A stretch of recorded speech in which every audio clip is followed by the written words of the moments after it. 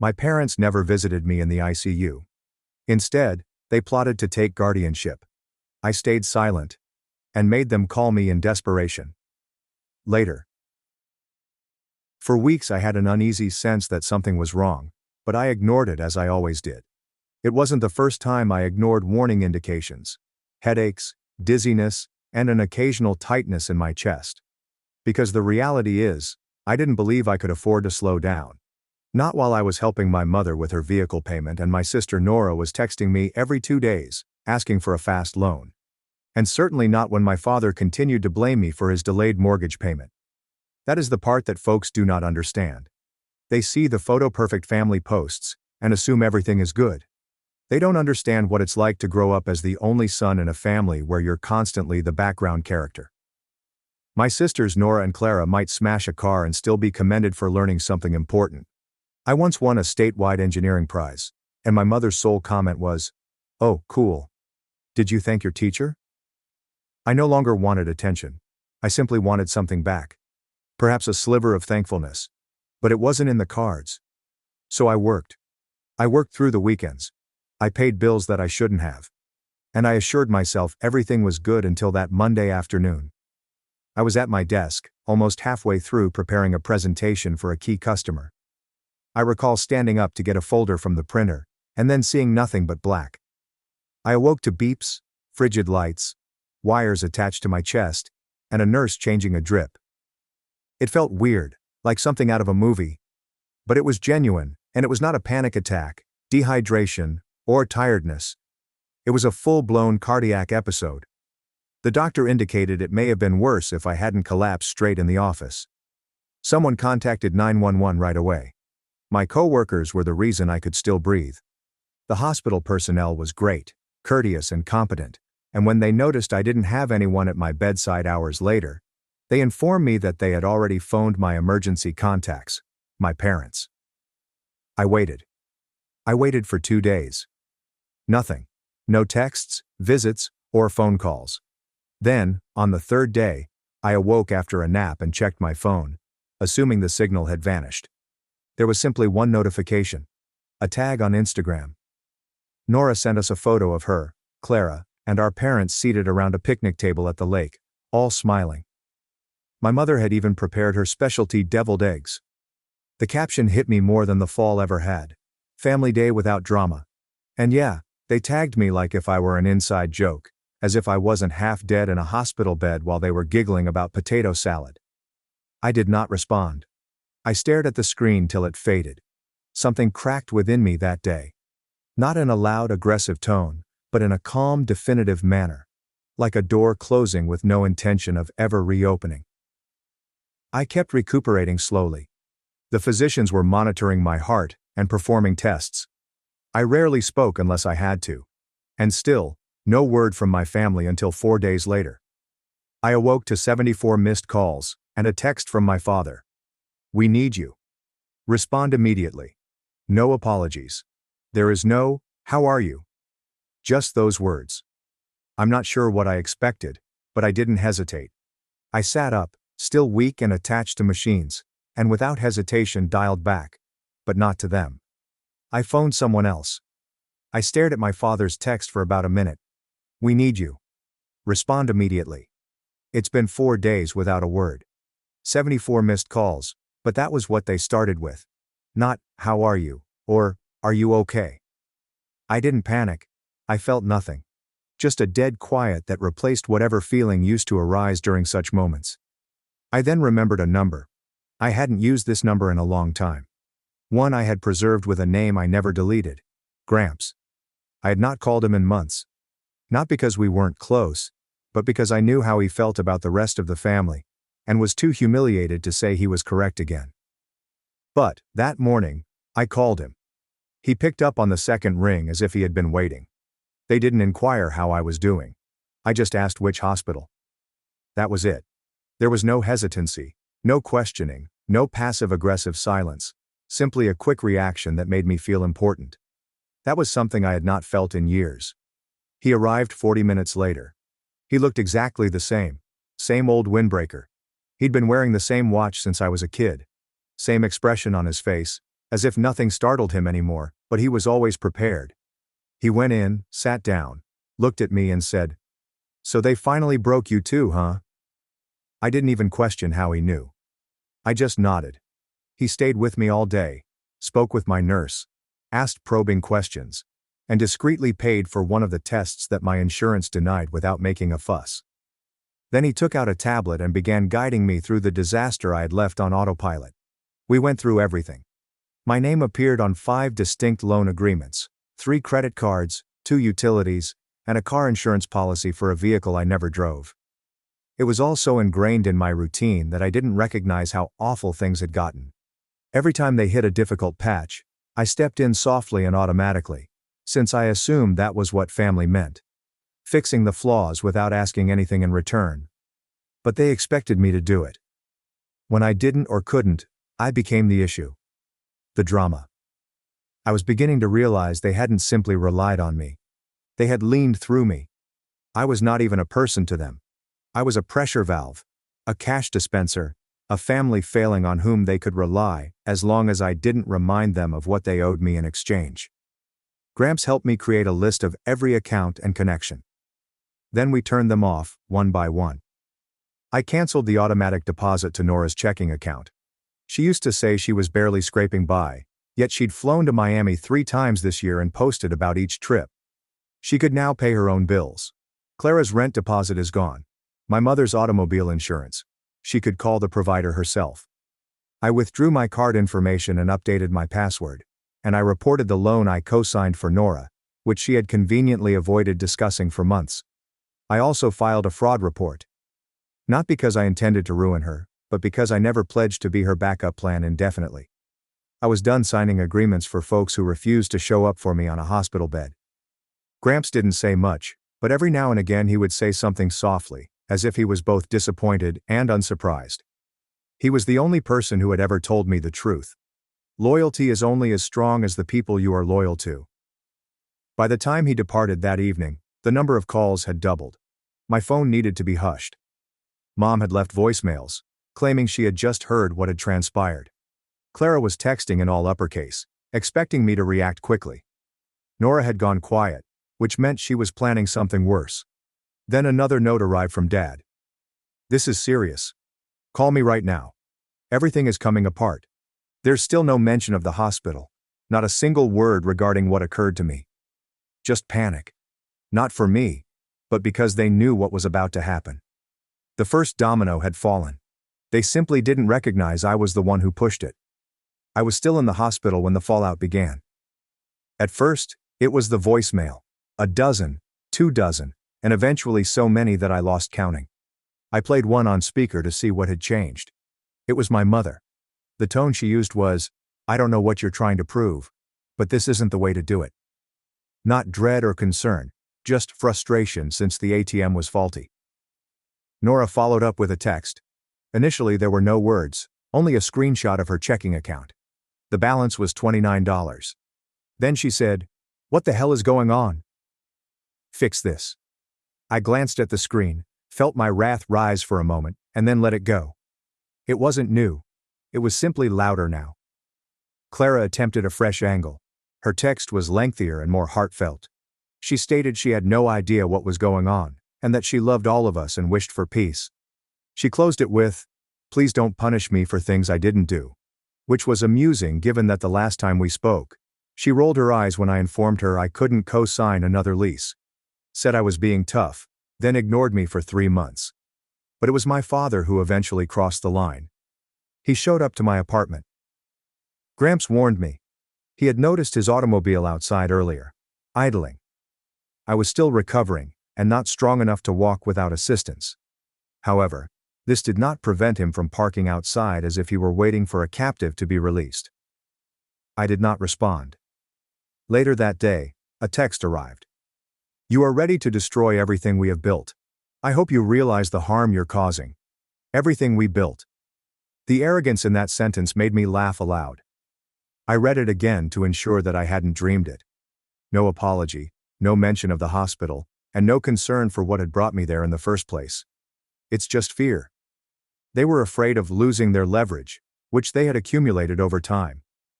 Then came the post. Nora uploaded a video. There was no music or voice, just a slow, dramatic walkthrough of my parents' absolutely vacant house. Not just cleared out, but kind of vacant. We were evicted with nothing. Front door is wide open. The living room was stripped. The dining table is gone. Even the drapes had been pulled down. The caption stated, "They took everything. Can you identify who let them?" I watched it once, then went onto my finance app and looked up the mortgage. It had defaulted again. They'd used the equity to pay off Nora's credit card debt and fund Clara's internet business idea. I'm not sure if it was a candle firm or a clothing boutique. It failed within 2 months. None of the funds had gone toward the mortgage. I warned them just once last year that if they didn't improve, I'd go. They did not believe me. So while I walked, the bank moved in. Gramps was present when I found the paperwork. I didn't say anything at first, simply scanned through the debt, late fines, and notices that I had never seen, because they had been delivered directly to my parents' address. He nodded once. Then he placed a couple calls. One to his lawyer, another to an old buddy in estate planning, and finally to his accountant, whom I had no idea existed until that day. What I learned next clarified everything. My family hadn't simply relied on me. They'd also been quietly probing about my granddad, especially after he retired. Clara had taken him to brunch twice, which was something she never did. Last year, Nora gave him a Christmas gift for the first time in a decade. Mom suggested during one of their phone chats that he start thinking about what's fair. He saw it all coming and had planned accordingly. Every asset, trust, and property he owned had already been relocated, not to punish them, but to safeguard it from them. And now he's renamed most of it mine. Not as a present or as a reward, but because I was the only one who hadn't requested it. I had demonstrated severely and unequivocally that I could manage without it, and that I did not feel entitled to a penny. In his words, that made me the only one deserving of it. That night, Nora arrived at the hospital. She was not on the list, so security did not let her in, but I could see her through the window. She was pacing the lot, phone in hand, and evidently talking to someone, most likely Clara. She was wearing sunglasses even though it was growing dark, as if she was preparing for a confrontation that never happened. She departed after 15 minutes. I thought that was the end of it. A final communication arrived an hour later. "I vow to God that you will be sorry if you do not repair this." There are no emojis, hearts, or hashtags, just that text. And it did not hit her in the way she expected. I did not feel intimidated, scared, or cornered. For the first time I felt nothing. I'd quit trying to be the son, brother, or fixer. Now I was free. It began with a knock on the hospital room door. I figured it was a nurse, it was not. A staff worker stepped in, slightly uneasy, and said, "There's a woman downstairs claiming to be your medical proxy. She says she's your sister, and needs to speak with your doctor right away." I looked at her, puzzled at first. I hadn't identified anyone in my immediate family as an emergency contact.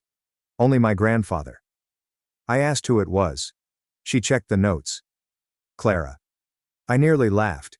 She hadn't texted me in days, hadn't paid me a visit, and hadn't even noticed my hospitalization until I cut off her rent help. And now she was attempting to speak for me. I informed them that no one was authorized. The hospital agreed and had security escort her away, preventing her from entering my room. I assumed she was just being dramatic. I was mistaken. A few hours later, Gramps stepped in with a manila envelope.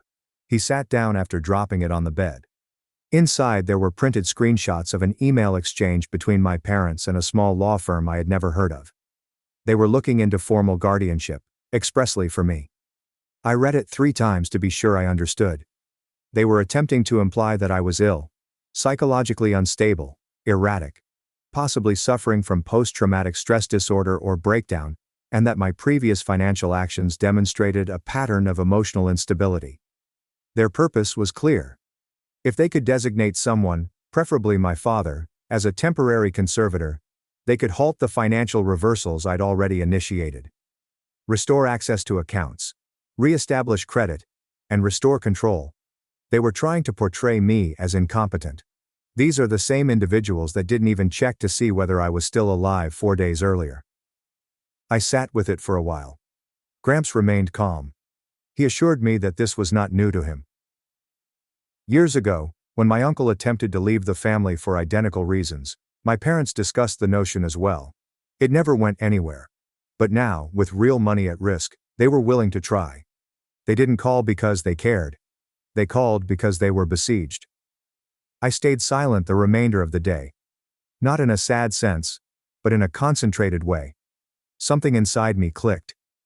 I'd spent my entire life hoping they'd wake up, realize how much I'd given, and perhaps even apologize. However, they were not waking up. They were trying to change the story so that I was the villain. So I created a list. Every account, shared asset, every payment I'd set up to help over the years. My lawyer, whom Gramps referred me to, arrived that evening with documentation already in hand. The following morning we filed a cease and desist letter to both my sisters and parents, prohibiting them from contacting any of my doctors or impersonating medical proxies. Every bank institution to which I had ever given access with a family member was under fraud watch. A restraining order on property transfers in my name. If somebody attempted to sell or transfer an asset for which I had co-signed, a legal freeze would be triggered. I also had my HR department transfer all direct deposits to a new bank, one they had no idea existed, through a holding trust established by my grandfather's estate advisor. It was the first time in my life that I felt safe. Then the next hit arrived. Clara shared a video. Her makeup was dirty, the lighting was poor, and the camera shook just enough to appear raw. It began with her sniffling and concluded with her staring directly into the lens. She did not mention my name, but she spoke enough. There's someone in our family who's going through something dark. We're trying to help him, but he's lashing out and hurting people. We don't want to lose him, but we also can't keep letting him destroy everything we've built. Everything we have built. It was the same statement repeated, as if I had just walked into their empire and turned off the lights. The video took off quickly. Her pals began commenting. Cousins I hadn't communicated with in years sent strange texts. Even one of my old co-workers contacted me to see whether everything was all right. Nora shared it, adding a heart emoji and the words, "We're all praying for peace. Peace."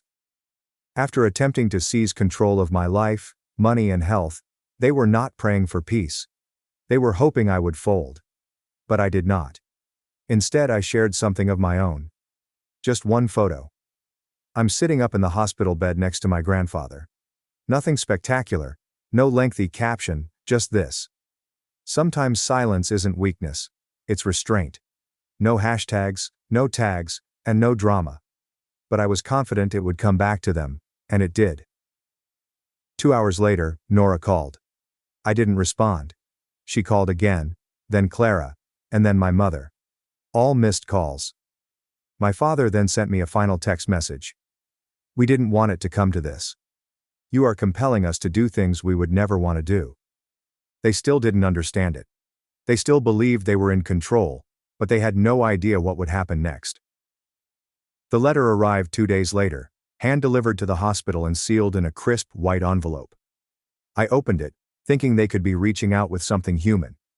Instead, it was lawful. A notification of intent to seek emergency conservatorship over me. I read it twice before saying anything.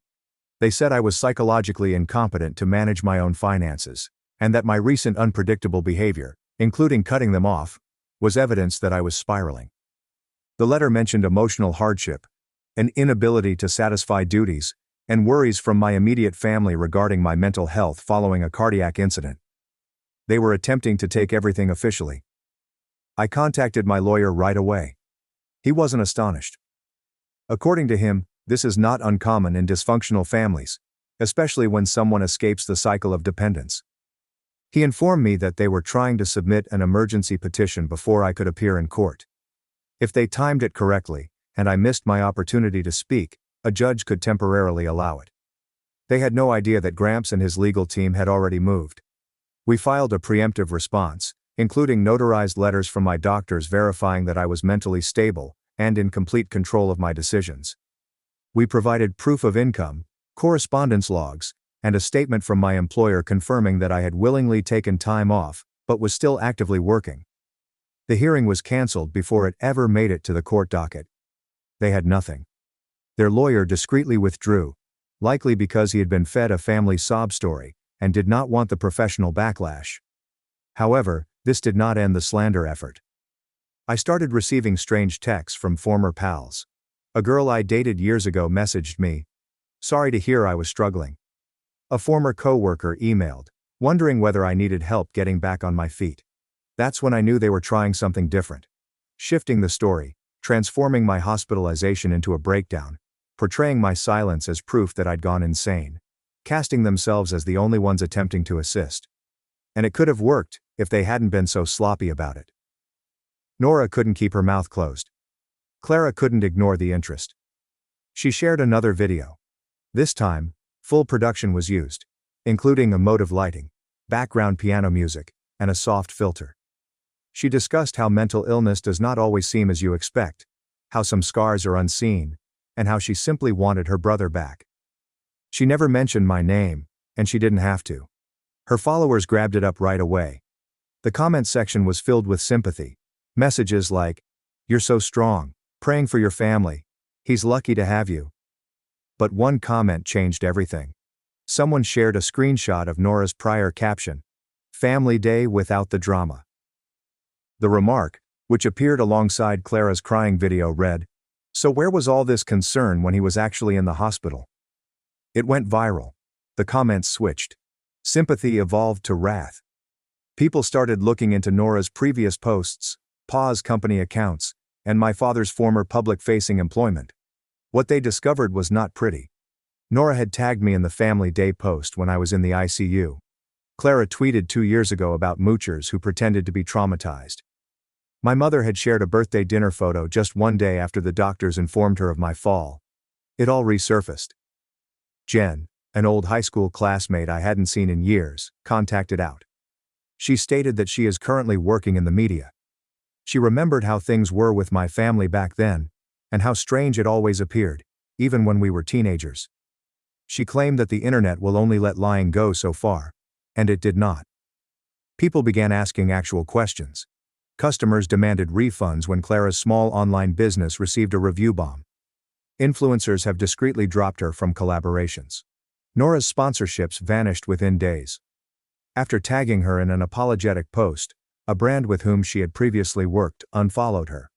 My father's place of employment was also affected. One of his clients had noticed the viral threads and mentioned it at a meeting. He became defensive. HR was alerted. By the end of the week, he was on leave. Then they released him fully. Everything they'd built on lies and entitlement was falling before them. That's when my mother finally broke her silence. She sent a single text message. "Could we please talk?" There's no guilt trip or defense, just those 5 words. I looked at it for a long time. I didn't feel satisfied, not really. What I felt was detachment, as if the remarks came from someone I once knew in a life that no longer exists. I didn't respond. Instead, I launched my notes app and began noting the items I still needed to cut, cancel, and close. They'd finally gone too far. Not only with me, but with the story they were attempting to sell to everyone else. And they still didn't understand the one reality they'd never thought to examine. I was not angry. I was just finished. I assumed they would give up when the conservatorship effort failed. Following the public response, they lost their jobs, sponsors, and any remaining credibility. But I should have known better. Selfish people do not surrender. They adapt. I had just been released from the hospital, still feeble but capable of walking on my own. Gramps picked me up, gave me a drink, and informed me we were going to his place for a few days. I was fine with it. I didn't want to return to my flat. It still felt too near for them. We were halfway to his house when my phone vibrated. It was from an unknown number. "You should definitely come by the house. We need to talk immediately." It was Clara. I removed it without responding. Jen contacted me 2 hours later. Her voice was sharp and urgent. She told me to check Facebook. They'd posted something. Nora, Clara, and my mother, all standing in front of the old house. Behind them is a U-Haul truck. My father is over to the side clutching a box. They seemed distraught. Fake tears and soiled sweaters. Nora wrote the caption, "Losing everything hurts, especially when your own blood turned against you. But we've forgiven him. He is still our brother. We just want him to go home before it's too late." The comments were a battle zone. Half were strangers who offered assistance. The other half consisted of individuals calling them out. I wouldn't have cared until I saw the last photo in the post. A framed childhood photo of myself in Clara's hands with the phrase, "We're keeping a room ready. Family is forever." I wasn't sure whether to be angry or disturbed. It seemed like an emotional ransom. A digital performance designed to make me look like the villain, while portraying themselves as victims eager to welcome me back. But the most surprising part happened the next day. I got a letter in the mail from the county clerk's office. Inside was a handwritten will, not from my grandfather, but from my father. A new one. It had been written a week following their botched conservatorship stunt. It listed his assets, which were now very few, and stated that if he died, everything would go to the remaining family members who maintained unity. And then, in shaky handwriting, Colton is disinherited until he returns to this family and reconciles. I looked at the paper for a long time. Then I laughed. Not because I wanted anything from him, I never did, but because the final play, the ultimate move, was always the same. A trap. One final attempt to reintegrate me into the system they created. The message was plain. Get back in line or be deleted. However, they overlooked one vital detail. I wanted to be erased. So I had my lawyer issue a letter in response. It included a legal waiver of any claim to the estate, a permanent no-contact notice, and a signed document removing them as emergency contacts or next of kin for any medical or legal issues involving me. It was basic, direct, and conclusive. They attempted to entice me with guilt, social media, money, and finally, legacy. I chose peace instead. Gramps and I moved out of state 2 weeks later. He mentioned that he wished to visit the mountains again. We purchased a little cabin just outside a peaceful town. I took a remote job, reduced my hours, and began reading and breathing again. Every now and again, someone from the past reaches out. A cousin, an old neighbor, or someone who is curious about what happened. I never explain because folks like Nora, Clara, and my parents are great storytellers. Stories in which they are constantly hurt, betrayed, and abandoned by someone cruel and troubled. Allow them to share their story. I have both truth and peace. Peace is preferable than being loved by those who only appreciate you when you are useful. My parents abandoned me. At 12, after I spilled a soda, years later, I attended my brother's wedding and turned their day into their downfall. My name is Thomas, and I am now 30. Some memories, however, fester rather than vanish. They get sharper over time. I don't talk about my childhood very much, not because I've forgotten, but because stating it out loud makes it feel real again. I feel like I'm 12 years old again, standing in the middle of that gas station parking lot. I was clutching a candy bar that I didn't have enough money to buy, watching my parents' taillights fade into the night. It happened in August, just before school began. We'd gone on one of those weird family bonding vacations that my mother believed we needed, but bonding in our house meant everyone pretending my father's rants were wisdom, and my elder brother Tyler's every lousy thought was a gift to humanity. I was the quiet one, overly sensitive, soft-spoken, and usually in the way. On that particular day I had spilled Sprite in the back seat. Tyler, who was 16 and already an expert at deflecting blame, smirked and added, "I did it on purpose." Dad pulled over at the next petrol station off the highway, his eyes burning. "You're not a baby anymore," he exclaimed. "You want to act mature? You can find your own way home." At first I chuckled. I assumed it was one of his strange jokes, but suddenly the back of the SUV slammed shut and they simply drove. I raced after them for a second, crying out their names, but my voice cracked and vanished under the roar of motors and tires. A clerk stuck his head out of the gas station door, cigarette dangling from his lips, and looked at me as if I were just another stray who had been abandoned. That night, I slept beneath the station's garbage, cuddled up against myself, my heart beating with each passing car. I recall counting the hours. 80 miles from home, no money, no phone, no one to call. When I begged for aid, the clerk refused. "Ain't a daycare kid," he murmured. I did not cry. I believe a part of me froze that night, the portion that believed family meant anything permanent. The next morning, I found a payphone and contacted Mrs. Carter, a teacher I trusted. She was the one that picked me up and drove me back into town. I explained to her that my parents must have forgotten about me. I could see she didn't believe it because she tightened her grasp on the steering wheel. However, she did not press. She simply dropped me off, ensured I had food, and assured me I could always call her. Nobody seemed surprised as I walked through our house's front door. No one apologized. Mom looked up from her laptop and remarked, "Took you long enough." Tyler was on the couch playing video games and muttered, "Should have walked faster." Dad never addressed what had happened, simply nodding at me at breakfast the next morning as if everything was normal. That was the day I quit trying to fit in. I graduated high school like a ghost in the hall. Ate lunch alone and studied in silence. I left as soon as I reached 18, worked 3 jobs, completed community college, and then moved to a university across the nation without informing anyone. I changed my phone number, never left a forwarding address, and for the first time began breathing on my own. I've spent the last decade developing a life they don't know about. I became a software programmer and relocated to a city where no one ever repeated the words "man up," as if they were a cure for trauma. My friends describe me as grounded and loyal. I even got a rescue dog named Leo, a frightened little mutt who flinches at loud noises. We understand one another. I never expected to hear from them again, yet last week a letter arrived at my flat. There was no return address, but Mom's handwriting on the front was unmistakable, loopy and dramatic. I slowly opened it, partly anticipating a legal threat or another passive-aggressive note about leaving the family. But it was a thick envelope. Inside, Tyler's wedding invitation was embossed in gold calligraphy, all ostentatious and formal, the type of thing that screamed rented grandeur and artificial smiles, and tucked within was a folded piece of notebook paper penned by them. "Thomas, we understand that things have been far between us, but Tyler is getting married, and your presence would be greatly appreciated by the family. He requested that we contact out to you directly. We hope you will come. We would love to reconnect. Mom and Dad are reaching out as if nothing has occurred. Like they hadn't abandoned me to rot beneath a gas station dumpster when I was 12 and never apologized. Like Tyler wasn't the golden kid whose shadow I was never permitted to escape." I sat there looking at the note for a long time. My fingers clenched on the paper's edge, causing it to wrinkle, and for a brief time I considered throwing it away. Almost. But then something inside me paused. I flipped the invitation over. Fancy setting. Outdoor ceremony. Dress code. Formal. There was even a QR code for RSVPs. As if I were just another distant relative.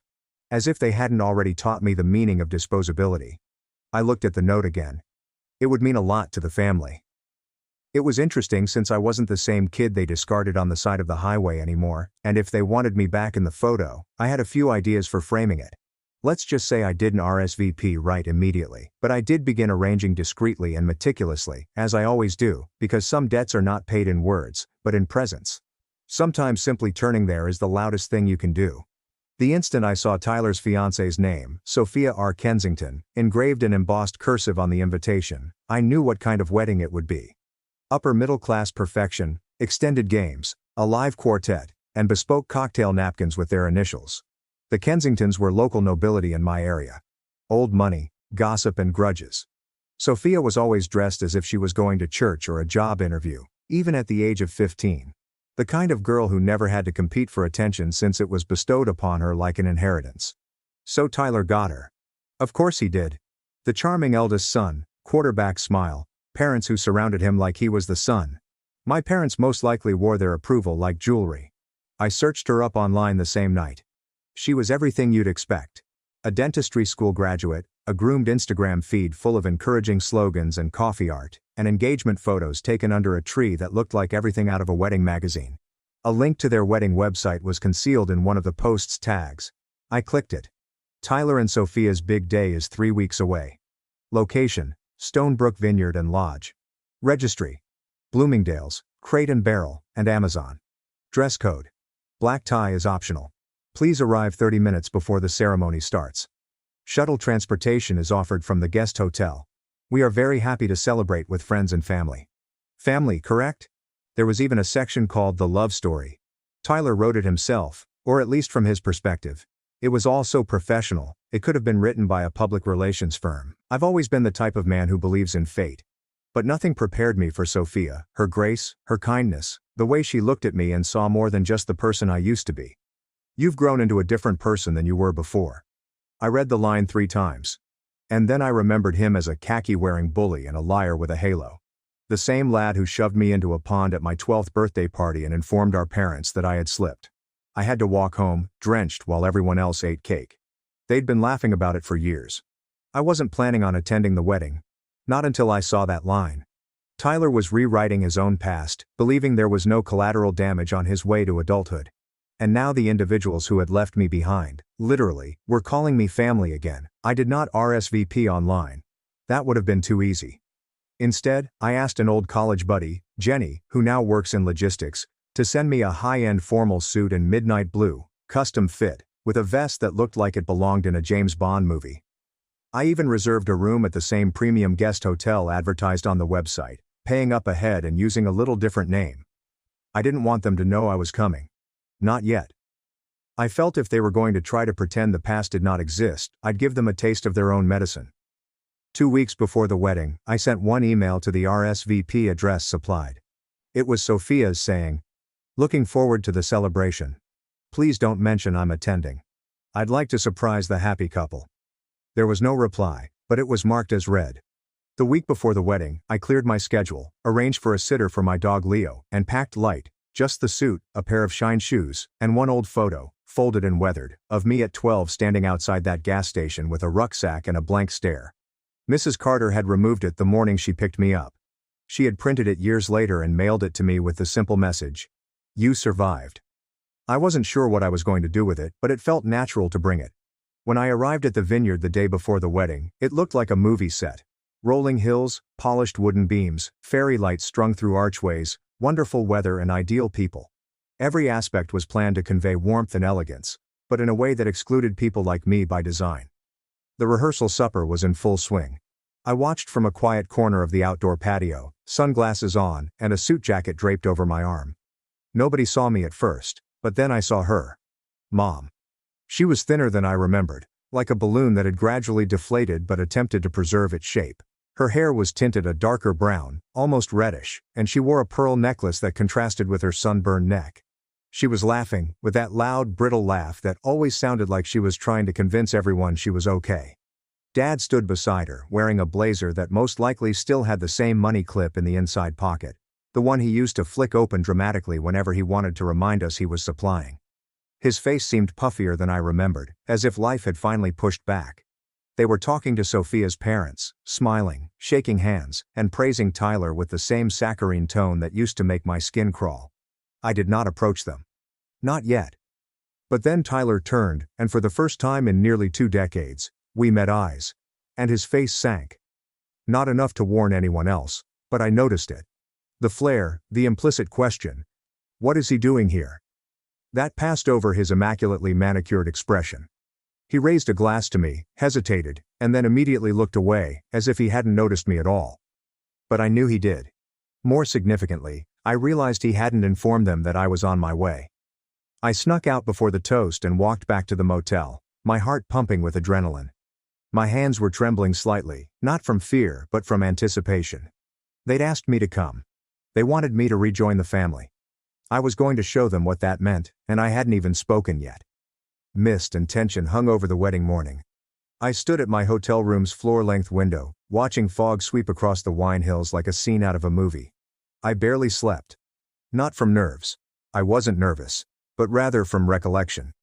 My thoughts replayed everything like a silent movie. Cold pavement behind the gas station. Mrs. Carter's expression when she pulled up. When I arrived home, I found silence. I ironed my shirt carefully and painstakingly, pressing out each crease as if it were a scar that I might flatten. Then I reached for an old folded faded photograph. 12-year-old me stared into the horizon, eyes wide with a mixture of terror and disbelief. I slipped it into my breast pocket, behind a silk square near my chest. The shuttle to the vineyard was packed with strangers. Distant cousins, longtime neighbors, and Sophia's college classmates. Everyone talked on the venue, the vista, and the attire. Nobody looked my way. I preferred it that way. When I stepped off the shuttle, the surroundings had changed. White chairs spread out across the grass like dominoes. A floral arch took center stage, adorned with ivory roses and pastel greenery. Classical music filled the air, as servers carried around glasses of Prosecco as if it were liquid gold. It was really amazing. I kept to the back. I saw them again. My parents are now seated in the front row, beaming at guests and shaking hands with the officiant. Dad laughed too loudly. Mom held a bouquet of white lilies that did not fit her at all. Tyler stood off to the side in a nice tuxedo, speaking to what I believed was his best man. Sophia hadn't appeared yet.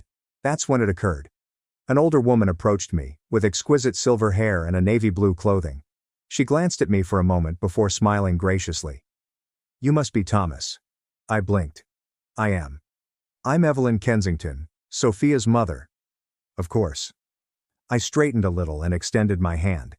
She took it gracefully, but also with curiosity. "Tyler told us you might be here. I just wanted to say, thank you for coming." My guard went up immediately. "He told you I might come?" She nodded, her smile growing tighter. "He said there had been some distance, but he hoped this would be a step toward healing." I could have laughed, but I did not. Instead, I said, "He's an optimist." She smiled again, but more awkwardly this time. "Well, regardless, welcome. And if you need anything, please don't hesitate to ask." I saw her go away, her heels biting slightly into the grass. Tyler had informed Sophia's side of the family but not mine. Interesting. The ceremony began like any other. Gentle music played, guests shifted in their chairs, the officiant cleared his throat, and Sophia appeared, glowing, gorgeous, and precisely as you'd imagine. The crowd's combined breath inhaled and held. She walked down the aisle to gentle applause. Tyler waited under the arch like a prince accepting his crown, while I watched from the back row, mute. The ceremony was quick, with typical vows and uneasy laughs. I do's were exchanged as currency. Then came the announcement, the kiss, and the applause. And with that, they were married. The reception was where everything started to unravel. The event was held in a big glass-walled hall that overlooked the vineyard. Chandeliers hang like frozen waterfalls. Every table had a centerpiece of orchids and floating candles. Guests were escorted to their seats using printed calligraphy cards. Mine did not exist. I calmly approached the table where my folks sat. There's an empty chair near them. The name card is designated for the family. I hovered. Mom's gaze fell on me. "Oh, you made it," she replied, sipping wine and not standing. "Apparently," I said. Dad did not speak. He glanced at me with an unreadable expression and leaned back slightly, as if I were a question he didn't want to answer. "I didn't see a seat card for me," I explained quietly. Mom shrugged. "Must have been a mistake. Maybe you're at one of the other tables. We didn't handle the seating arrangements." "Sure you didn't." I looked around. Tables were almost filled. Laughter came from all directions. And then I noticed Tyler across the floor, deep in conversation with Sophia and two older gentlemen in tuxedos. He saw me. He did not smile. Instead, he walked straight for me. "Hey," he murmured, his voice low. "Glad you could make it." "No thanks to you," I said. He exhaled. "Listen, I didn't think you'd actually come. But you invited me." "I asked Mom and Dad to invite you. That's different." My jaw clenched. "I figured you'd see the invite, toss it and move on like you always do," he told me. I truly looked at him. Tan, stylish, and confident. A man who has never fully paid for anything via blood or silence. "I came to see if you remembered," I explained quietly. "Remember what?" I didn't respond. I reached into my jacket and took out the photograph. I held it up and let it speak. His countenance changed. Subtle but real. Eyes flew to the photo, then to my face, then back. He swallowed. "That was years ago." "Yes," I answered. "And you never said a word. Never told them to turn back. Never checked if I made it home alive." He looked around in case someone overheard. "Thomas, it was one bad night. You were dramatic even then. I thought you were over it." "Over it." Something inside me stilled. "I'm not here to ruin your wedding, I told you. You can relax." He let out a brief, lifeless laugh. "Good. But I am staying until the speeches." He looked at me again, as if unsure whether I was bluffing. I wasn't, because the best retribution is not loud. It is surgical. And I had planned a toast that they would never forget. The lights in the ballroom dimmed as servers cleaned the last of the dinner plates. Guests were buzzing in a champagne haze, some leaning back with full stomachs and others dancing in nice little circles to a four-piece jazz band tucked away in the corner. Tyler and Sophia sat at a long head table, their names written in gold letters behind them. Everything shined, including the wine glasses, cutlery, and people. A man wearing a powder blue suit clinked his glass. The room became quiet. "It's time for a few words from the people who know the bride and groom best." There was polite clapping, and Sophia's father went up to speak first. His voice was smooth and practiced, a combination of money and warmth. He discussed Sophia's childhood, her dreams, and the first time she addressed Tyler. He even joked about Tyler's appeal, saying, "We didn't even realize he was trying to marry up." Everyone chuckled. The best man, Tyler's college roommate, then took over, keeping things light and amusing. Something about frat parties, Tyler's inability to cook, and his good fortune in meeting Sophia. It was the type of speech you'd expect.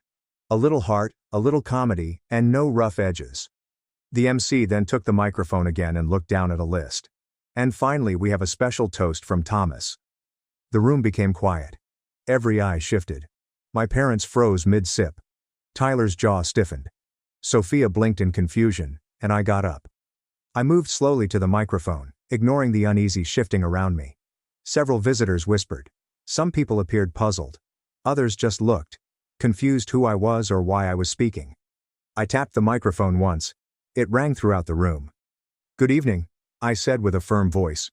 "I'm Thomas, Tyler's younger brother." Several heads turned sharply now. The words landed like a ripple on quiet water.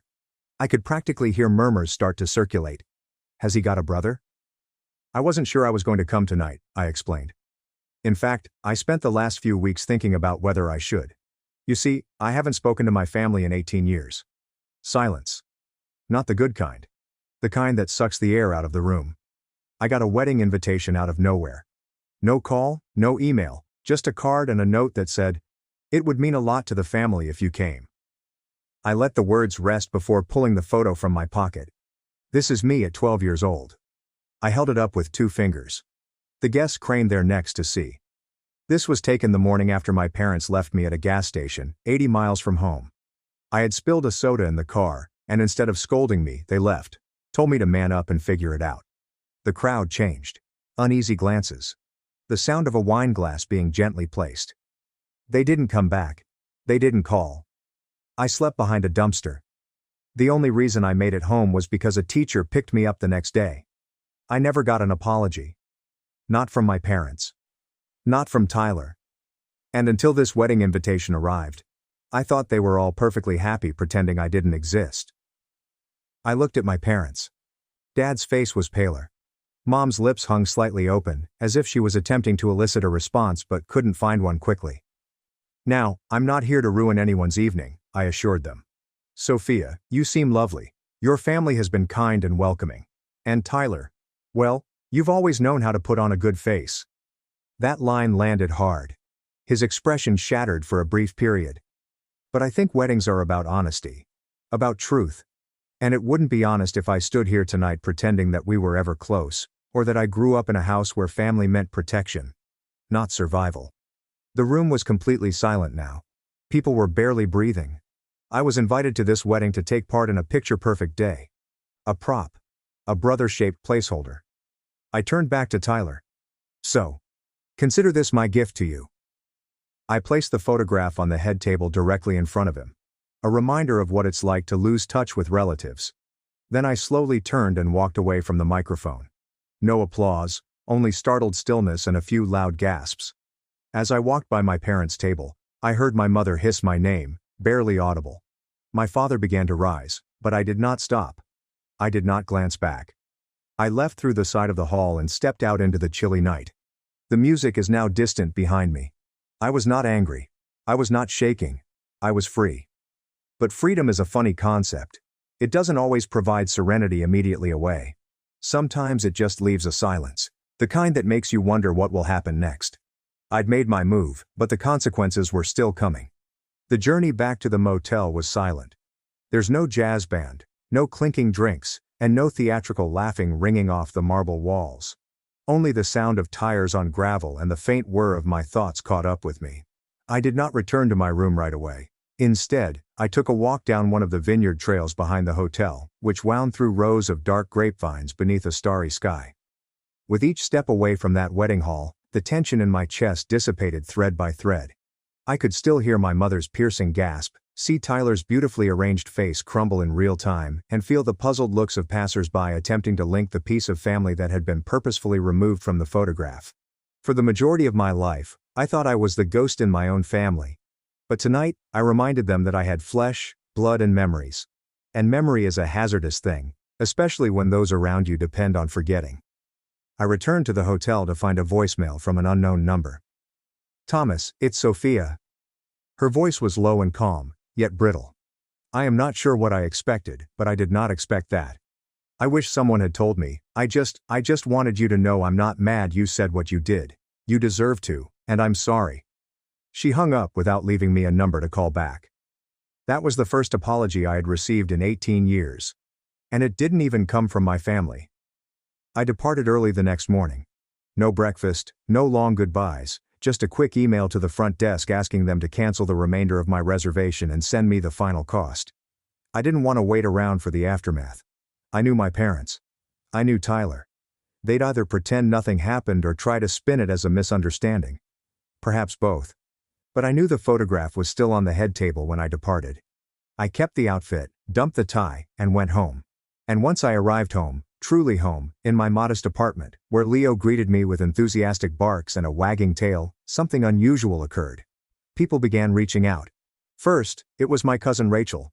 She contacted me on LinkedIn. She claimed she had heard about the speech from someone at the wedding and wanted to apologize for never inquiring where I went after I disappeared. Said she always felt it was strange that no one ever mentioned me again, but assumed it wasn't her place to inquire. We spoke for a while. She inquired whether she may pay a visit. I didn't say yes, nor did I say no. Mrs. Carter responded with a message. She still remembered. She still had the photograph that she had taken. I've always wondered what happened to you, she wrote. I'm so proud of you, Thomas. I hadn't sobbed in years until that night. It wasn't loud. It was a quiet, agonizing release, the sensation you get after holding your breath for too long and then breathing. I started sleeping better and waking up earlier. I discovered a new rhythm. My job seemed easier, and my code was cleaner. I took Leo on longer walks. I started writing again. Short tales, essays, anything to channel the chaos in my thoughts into anything coherent. A week later, I received an email from a woman who worked for a group that helps alienated adults, children who have been cut off, disowned, or abandoned. She'd learned about the wedding speech from a friend who worked the event, and she felt it was the most quietly powerful thing she'd ever heard. She inquired whether I would be willing to speak at one of their exclusive retreats. Not as a motivational speaker, but as someone who has experienced it. I said yes. That single event morphed into 2, then 4. Then came an invitation to speak on a panel at a university symposium about family separation and trauma healing. I didn't wear the suit to those. Instead, I wore a basic shirt, trousers, and, on occasion, a blazer to look more polished, but I always carried the photograph. I'd show it when I spoke and explain the narrative precisely like it happened. No exaggeration, just the facts. And every time someone approached me afterward and said, "That happened to me too," I knew I wasn't alone. I'd never been. My voice, which they had previously described as too soft, sensitive, and quiet, had finally found its volume. It wasn't vengeance, not yet. But there was power. And with each person I assisted, story I heard, and hand I shook, I felt it expand. Not the rage, but the clarity and assurance. Tyler returned to his new wife and polished reputation, unaware of the ripple I had caused or the knowledge that I was far from finished. Because someone else from their side will soon arrive, asking for answers. It began with another email from Sophia, but this time it was not brief, courteous, or neatly written. This one was raw. Thomas, I need to ask you something, and I need you to be honest with me. Did your parents really leave you like that? At 12? I asked Tyler. He didn't deny it. He just said, "It's complicated." But you didn't sound complicated when you told that story. You sounded clear, like someone who's been carrying something heavy for a long time. If it's true, I need to know more. Please. I looked at the message for a long time. Sophia had every incentive to close the door and go on. She could have disregarded me, seen it as family drama, and dismissed me as bitter or unstable. However, she didn't. She asked for the truth, and I was not going to waste it. So I responded. I told her everything. There are no dramatics or exaggerations, simply the facts. I told her about the gas station, the quiet when I returned, how I got through school, how my name was never spoken again, and how they rewrote the family photo as if I were a blemish they could remove. I did not blame her. I did not ask her to choose sides. I just told her the truth and let it sit. She replied the following day. I believe you, and I need time to process this. They never told me. Tyler said he was an only child until we got engaged. They erased you. And now I'm wondering what else they've rewritten. Would you ever be willing to meet for coffee? Just the two of us. It was like watching a crack form in a window that had before been pristine. I knew not to push. I agreed, but I let her select the time and location. We met a week later in a quiet cafe 2 towns from her and Tyler's house.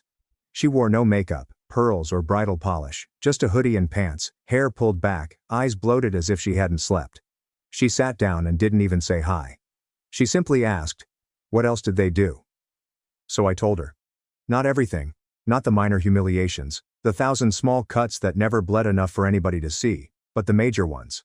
Like when my mother forgot my birthday twice in a row and then blamed me for not reminding her, or when Dad refused to co-sign a minor student loan, stating, "You'll just waste it," while giving Tyler $5,000 for a trip to Cancun. Sophia kept her hands wrapped around her mug the entire time. She asked inquiries and made mental notes. She did not try to defend them. Instead, she listened. Finally she said, "They called you a ghost at the wedding." That's how Tyler explained. "He said you vanished when you were a teen. Said you always had a flair for the dramatic." I blinked. "They used the word ghost?" She nodded. I couldn't help laughing. Not because it was hilarious, but because it was so incredibly perfect. "They didn't lose a son," I explained. "They buried one." Sophia went quiet and leaned forward, her voice low. "You know what scares me most?" I waited. She muttered, "What if they do that to our kids someday?" And there it was. The shift. Tyler was unaware that uncertainty had taken root. Sophia stood before she could say anything else. She stated she needed time. She was thankful, and she wasn't ready to talk to him just now, but she'd be in touch. It was 3 days before I received a letter in the mail. As previously stated, there is no return address. But this time, the handwriting was not my mother's. This was my father's. Inside, a note was scribbled in tight, uneven letters. "Thomas, I don't know what you think you're doing. This isn't helping anyone. You're bringing shame on the family. Let it go. If you keep stirring things up, there will be consequences. We gave you a second chance to be included. Don't make us regret it. Dad." There it was. No apologies or regrets, just a threat disguised as dignity. I sat with the note for a moment. Then I placed it next to a photo of myself at the age of 12. 2 items from the same legacy.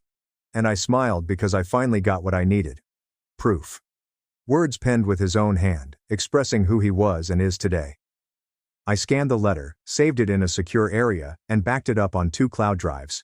Then I took up the phone. I contacted a journalist who I had met at one of the trauma seminars. She once assured me, "If you ever decide to share your story, I'll help you do it right." She answered the first ring. "I'm ready," I said. "But I don't want to just talk. I want to show them."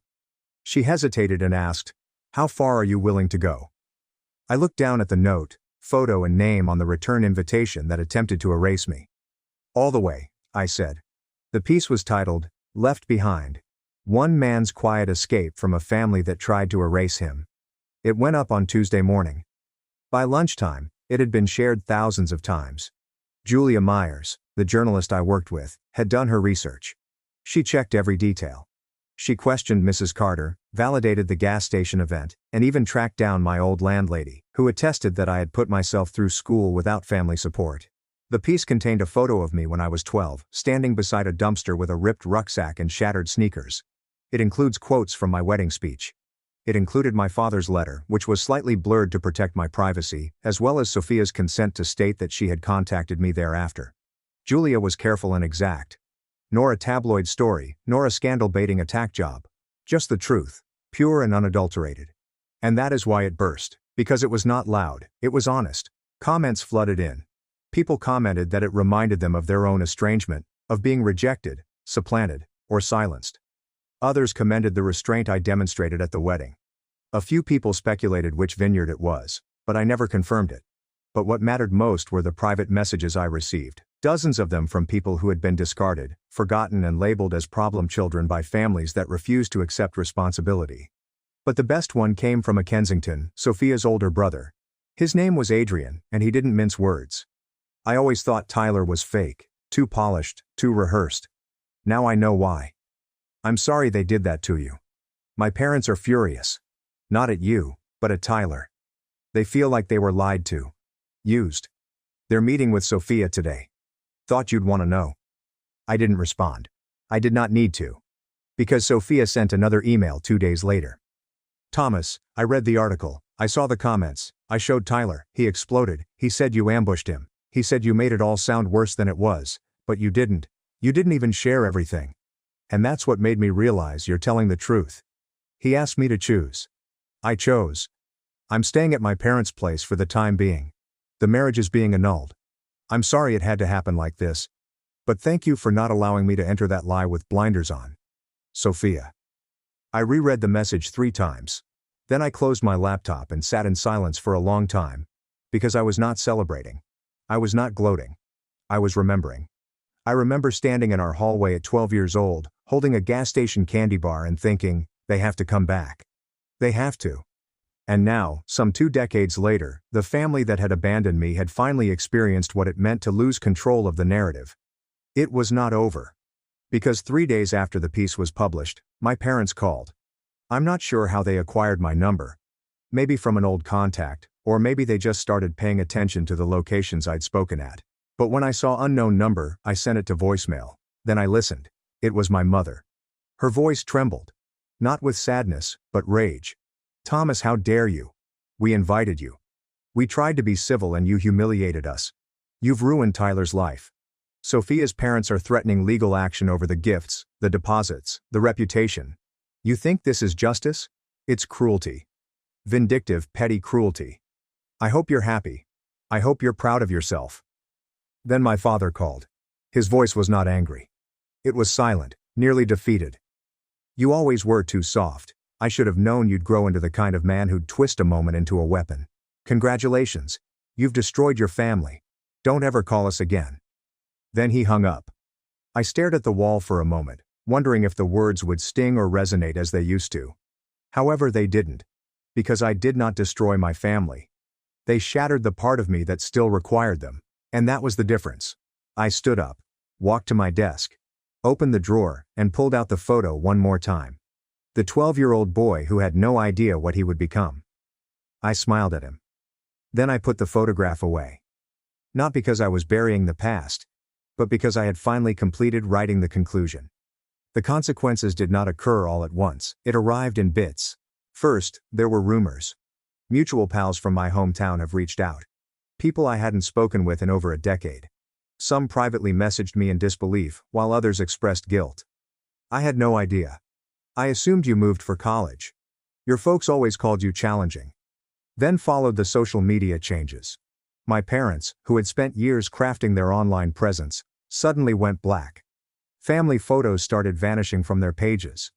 The banner, "Proud Parents of Tyler and Sophia," gone. The most telling sign.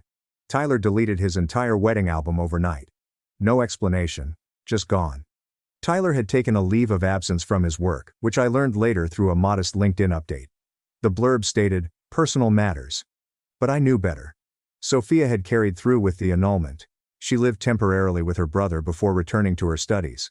She left me a brief message weeks later. I'm rebuilding. It's messy, but it's mine. Thank you again. I hope you're doing okay. I was more than okay. The nonprofit asked me to become a regular contributor. I started working with them part-time, coordinating outreach for other estranged young adults. I began writing not only articles, but a book. The working title is, Ghost Son. What happens if they pretend you never existed? I did not compose it for vengeance. I wrote it for my younger self. For the youngsters who are still silently packed a bag they won't open because they are worried their footsteps will be too loud. One day I received a letter from Mrs. Carter, not my parents or Tyler, still in her loopy, generous cursive. Dear Thomas, I clipped your article, read it twice and hung it on the wall of my classroom, right above the desk where I keep extra snacks for students who never bring lunch. I sometimes tell them about you, not by name, but by your story, and how being kind isn't just about helping someone out, it's also about remembering them when everyone else forgets. I'm so proud of you. Love, Mrs. V. That one made me cry. Not the silent tears I was accustomed to. Real ones. The kind that caused something to crack open inside.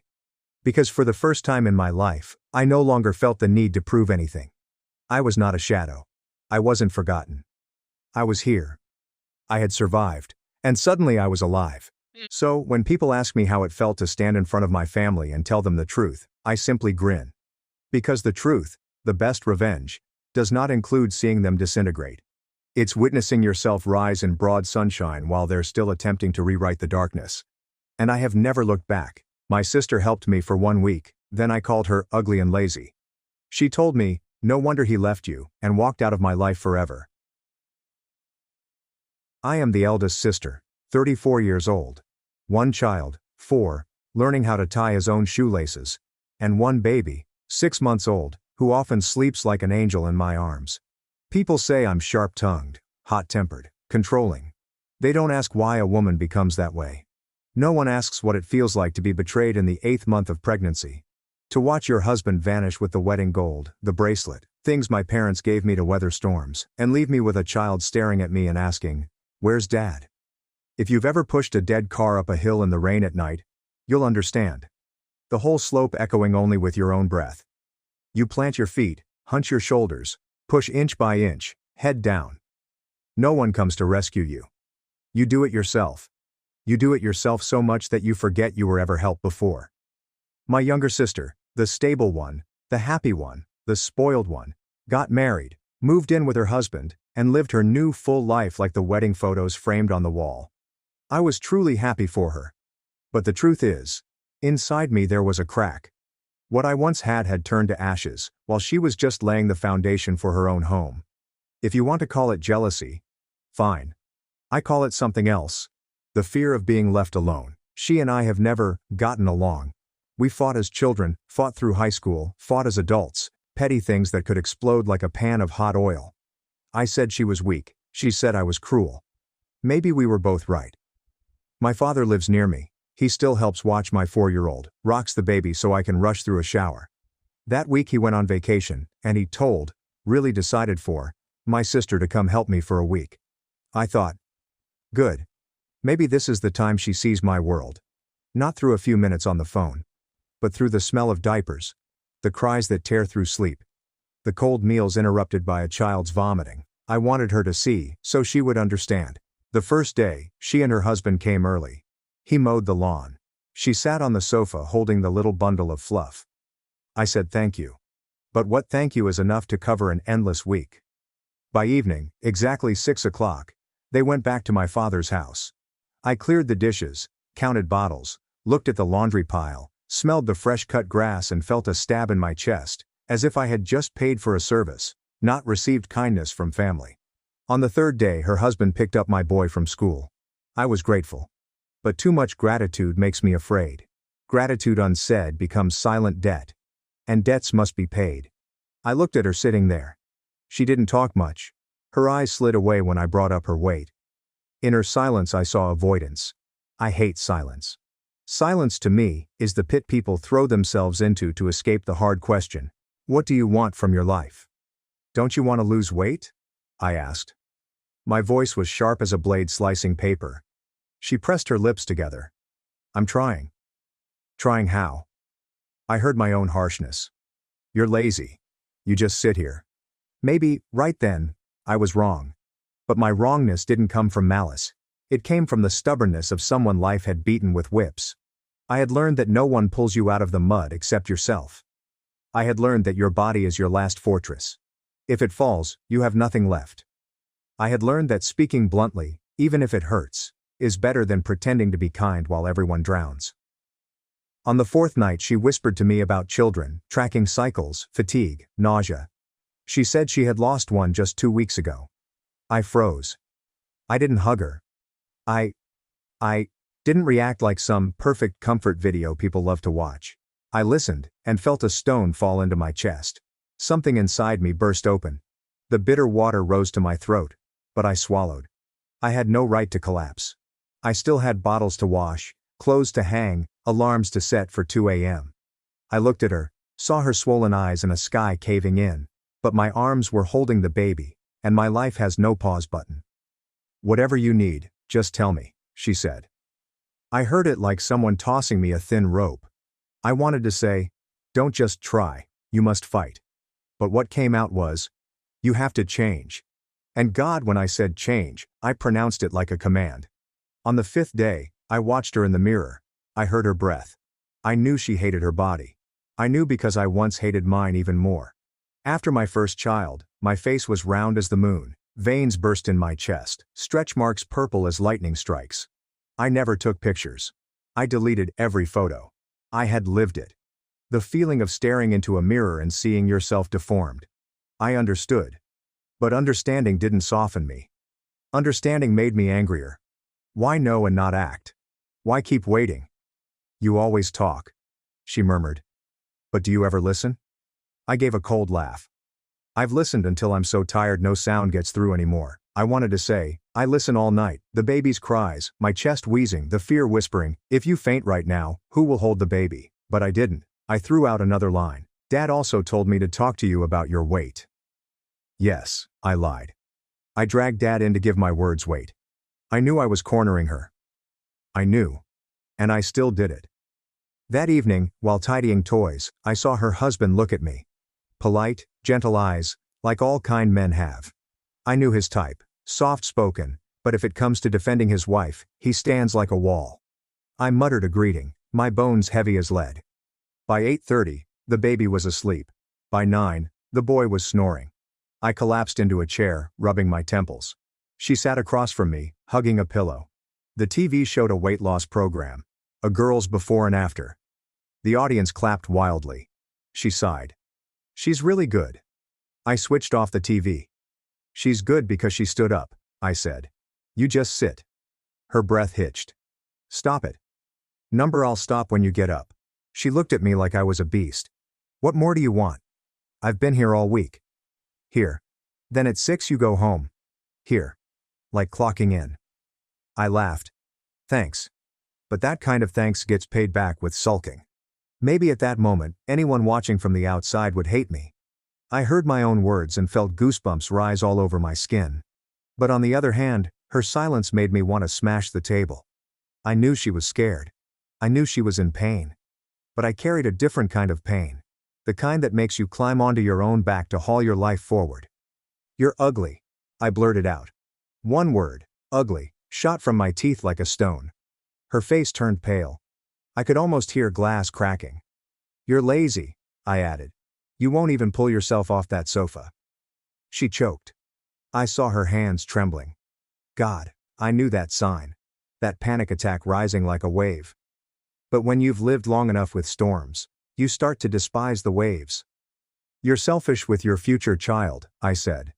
You think silence is gentleness. Number, silence is cruelty to yourself. Stop it, she whispered. Don't say any more. I'm having an attack. Have it, I muttered. At least that's a reaction. That line, when I remember it now, was the cruelest thing I ever said. Night fell. The fridge hummed softly. I carried the baby into the room, laid him down, came back out. She was still sitting there, her eyes wet. I stood in the middle of the living room, my hands empty, feeling my life split in two halves. One half the mother dragging a car up a rainy hill. The other half the sister throwing stones at her sibling to force her to run. I hated both. I needed both. Tomorrow, I said, you'll walk with me. Not much. 20 minutes. She shook her head. I'm tired. Tired is the biggest reason people need to get up. I panted. 7 o'clock. I'll knock. She didn't answer. I turned off the light, went back to the room. In my head was the sound of footsteps. The footsteps of a woman who has to be mother, father, wall, lamp, everything. The next morning, 5 minutes to 7, I was already outside her door. I raised my hand to knock. Then let it drop. Inside was a faint breath. Maybe she had just dozed off. I stood there, my hand trembling, and felt in my chest a dry well. No strength left to be kind. No strength left to be cruel. I turned away, went down to the kitchen, the kettle starting to whistle. I poured the water. My phone buzzed. A message from Dad. A photo of the sea. Harsh sunlight. The words, "Everything okay?" I typed, "Okay." I erased it. I typed again, "Okay." I erased it again. Finally, I sent a thumbs up emoji, the language adults use when they don't have the courage to tell the truth. Sis. Her voice rasped behind me, thin and raw. I turned. She stood there, eyes red, hands cradling her stomach as if holding something invisible. I'm sorry about last night. I gripped the cup handle tight. Yeah, I answered. Today let's just start over. I didn't hug her. I was afraid if I hugged, I would cry. That noon, when her husband came to pick up my boy from school, I glanced out the window. Sunlight poured over the gleaming roof of their new car. I heard myself let out a breath, short and broken like a sob. That was it, half a day of peace before the real storm rolled in. And I, the eldest sister, the woman cut by a knife in places no one could see, was ready to say the thing the whole family would hate me for. You must change. Not tomorrow. Now. Don't push me, she whispered. No one is pushing you, I replied. And in that instant, I knew I was lying. I still remember that afternoon clearly. Late sunlight slanted through the curtains, gold spilling across the baby's face in my arms. He slept, breathing evenly, but in my chest was a thunderstorm. My sister sat across from me, fingers locked tight, eyes swollen red. I spoke, she fell silent. I asked, she avoided. That silence to me was not gentleness. It was defiance. Do you plan to change at all? I asked, forcing my voice to stay calm. I'm trying, she stammered. Trying? Trying how? Sitting on the sofa all week, is that trying? She swallowed. Said nothing. I heard the hiss inside my own head. Silent again. Always silent. I shot to my feet, marched up in front of the TV and pointed straight at her. You're lazy. You're ugly. You won't even bother to stand up. Have you thought about your child in the future? What kind of mother will you be? She trembled, fists clenching her shirt. I knew she was in the middle of an attack. I recognized it instantly, heart racing, breath broken. But instead of softening, I said the words that still echo like blades. At least an attack proves you're alive. Sitting still like this, you're already dead. Her eyes went blank. She shot up, staggered outside. I heard the stairwell door, the heavy footsteps. I held my baby tighter, breathing in, and my father's old words echoed in my head. She's fragile. Don't push too hard. But how could I not push?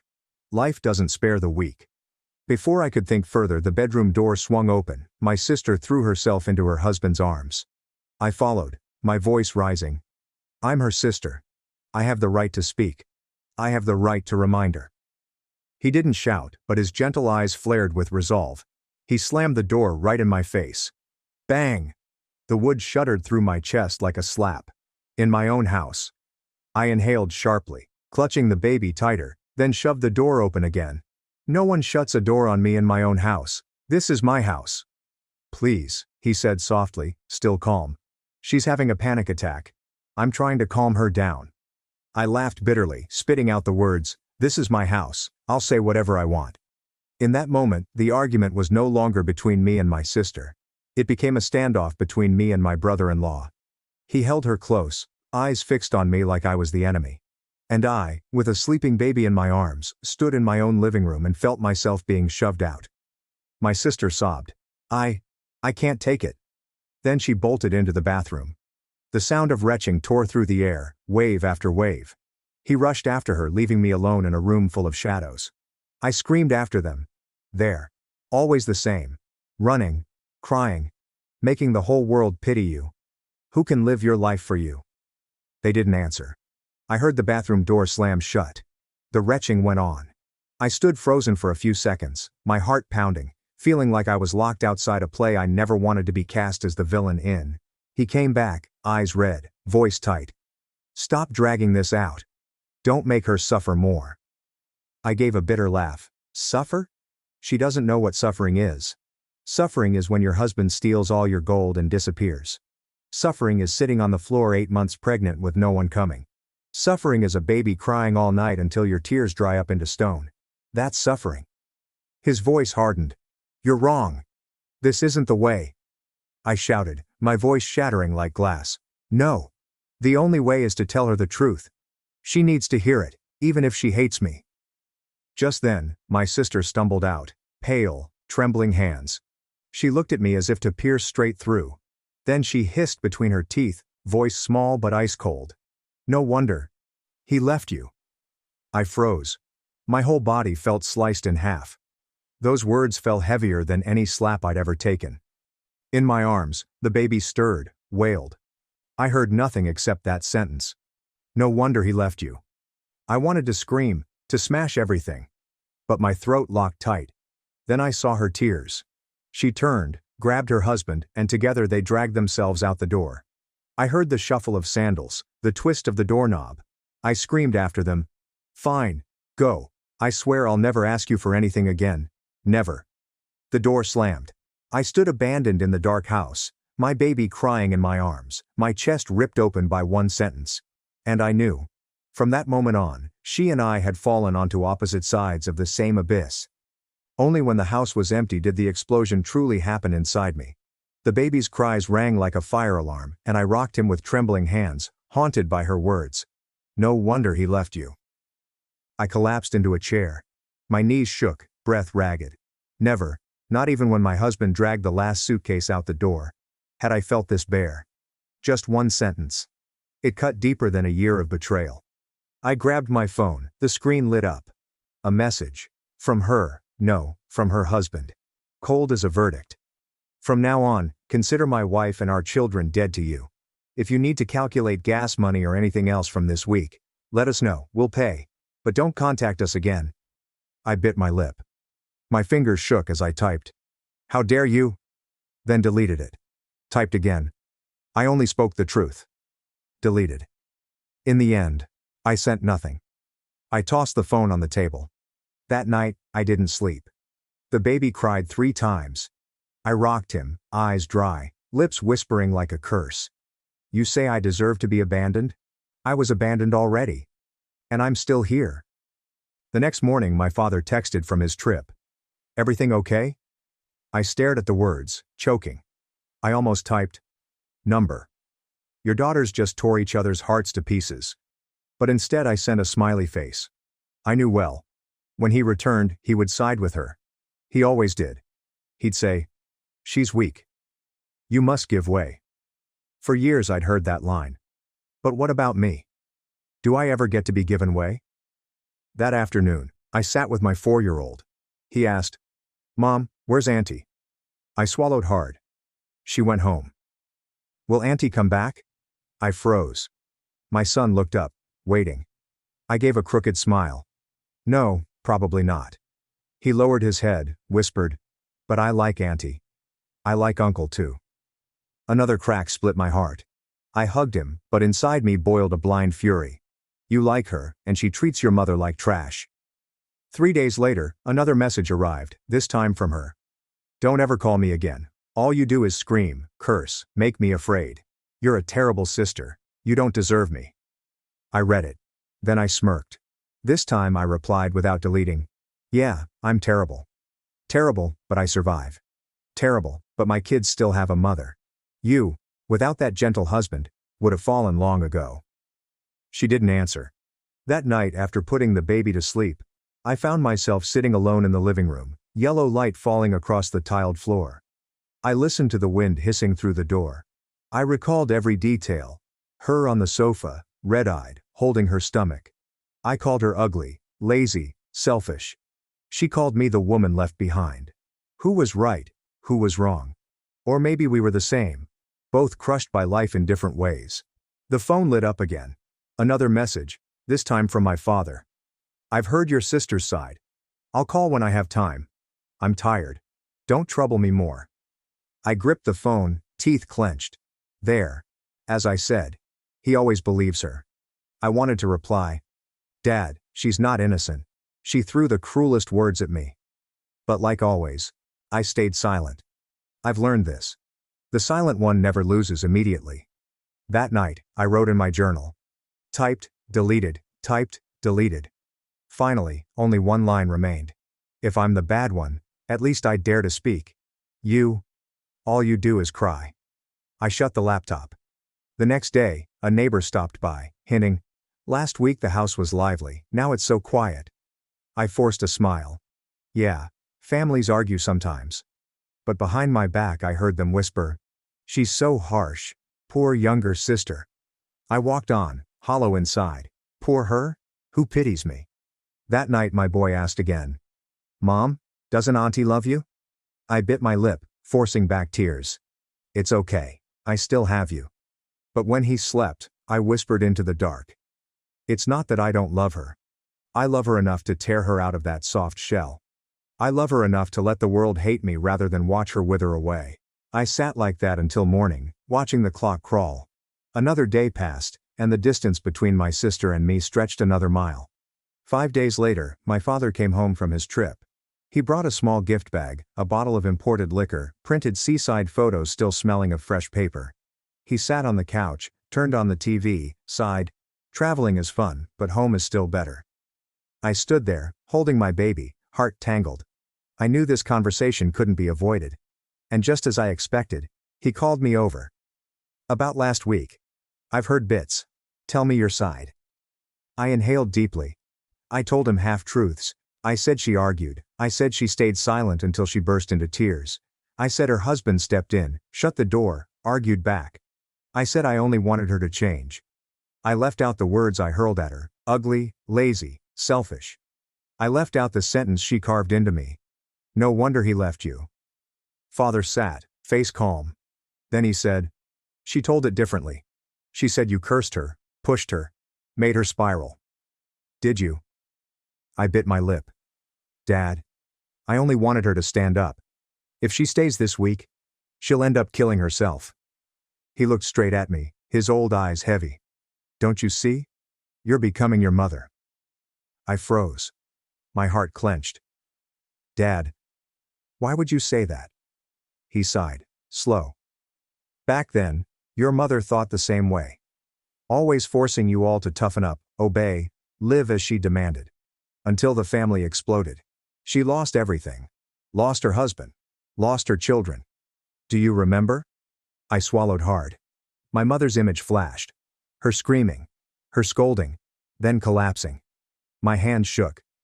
You're saying I'm like her? Yes. You are. And you're walking her path. You think you're protecting the kids, but you're making them afraid. You think you love your sister, but you're crushing her under your heel. I screamed, voice breaking. No, I'm not like her. She abandoned me when my husband betrayed me. You stayed silent. I had no choice but to harden myself. Otherwise, who would raise the kids? Who would protect them? He said nothing. Just looked at me. Shook his head. Then quietly. The price of what you call strength is what? You've already lost your sister. That sentence landed like a verdict. I sobbed, clutching the baby in my arms. She cried out, and I carried her into the room, my heart a tangled mess. 2 days later, I heard she had gone to see my father with her husband. They told everything, without leaving out a word. They even told the line I'll never forget. No wonder he left you. Father told me afterward, his face heavy. After listening, I just sighed. You two, like knives against each other. But this time, more of the fault lies with you. I trembled with rage. I shouted, it's always like this. Always me to blame. I'm not the only one at fault. Father stayed calm. She said she lost a child. She's weak. And you, her sister, stabbed straight into that wound. Isn't that the same as killing her again? I was stunned. I knew I was wrong, but I wouldn't admit it. I only screamed. She's weak to the core. If she never changes, her whole life will be nothing but tears. I won't let my children grow up like that. Father shook his head. You think you're saving, but really you're destroying. Look closely. Your 4-year-old is already used to his mother shouting. What do you want him to remember of his childhood? Shouts? Cries? Or the sound of your sister groaning in the bathroom from panic? I collapsed into the chair. For the first time, I was speechless. The conversation ended with one sentence from my father that would echo in my head for days. You say you're strong. But the truly strong are not the ones who shout the loudest. The truly strong are the ones who make others feel safe. I said nothing.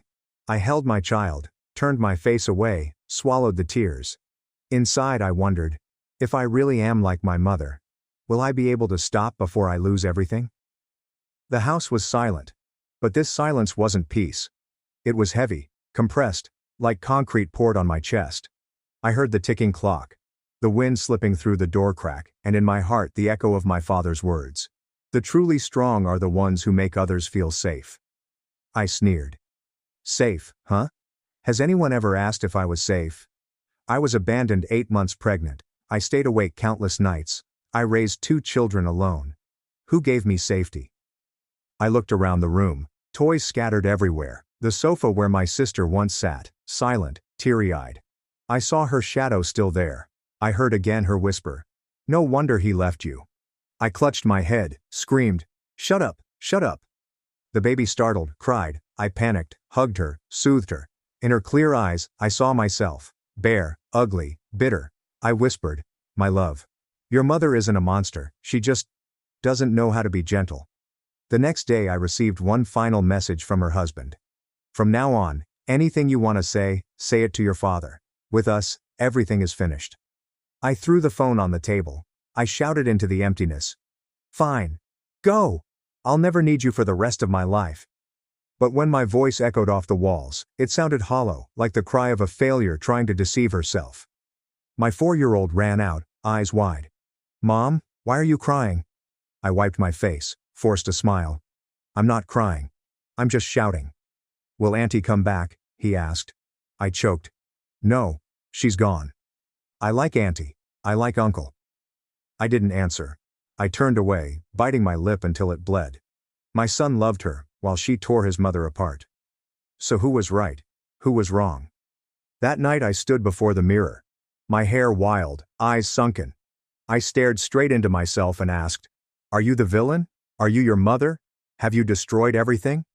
The reflection said nothing. In my head, 2 voices spoke, one from my sister, one from my father. You're a terrible sister. You don't deserve me. You're repeating your mother. I slammed my hand on the sink. No, I'm not her. I'm not a monster.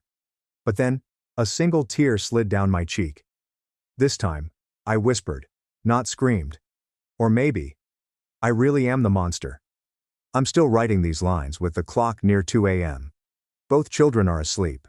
The house is quiet, terrifyingly so. I type, delete, as if each word is a scar cut into my skin. I think of her, the sister I once swore I would protect. I remember when we were kids, she fell off her bike, her knee bleeding. I carried her on my back, running home. She cried, clung to me. I was her shelter once. So when did I become the nightmare in her eyes? Maybe from the first time I yelled at her. Maybe from the day I forced her to be strong, when all she needed was a hug. Maybe from the day I believed love meant pushing hard. I sighed. I wondered. If tomorrow she knocked on my door again, would I open my arms? I want to believe I would. But maybe I'd still be harsh, bitter, still push her away. Because that's the only way I know to survive. So, am I the villain? Maybe. But I'm also the witness of my own life. A life wrecked by betrayal, by ruins, by endless nights rocking children with eyes wide open. If I'm wrong, my wrongness comes from distorted love. Love laced with fear. I don't know how to love gently. I only know how to love by shouting, by pushing others to the edge, hoping they'll learn to fly. Maybe I've lost my sister forever. Maybe she'll tell the world I'm a monster, a cruel sister. Maybe she's right, but if one day she stands tall enough to say, "Sis, I'm okay now," then I, the villain, will cry. And that time, I won't hide it. Until then, I'm still here. A mother, a sister, a woman. Not gentle, not kind, but alive, and surviving. How are you paying for this place? My sister mocked me at dinner. Until the waiter revealed the truth that left my entire family in shock. It all began 5 years ago when I walked away from all my family expected of me. They always evaluated my decisions, dismissing my culinary ambitions as beneath our family name.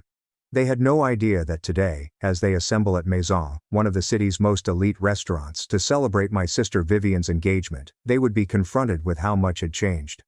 My tummy tightens as I adjust my plain black dress. Sometimes the most difficult reservations to make are about your own past. Growing up in Greenwich, Connecticut, being a Mitchell meant something special. We were more than just wealthy. We left a legacy.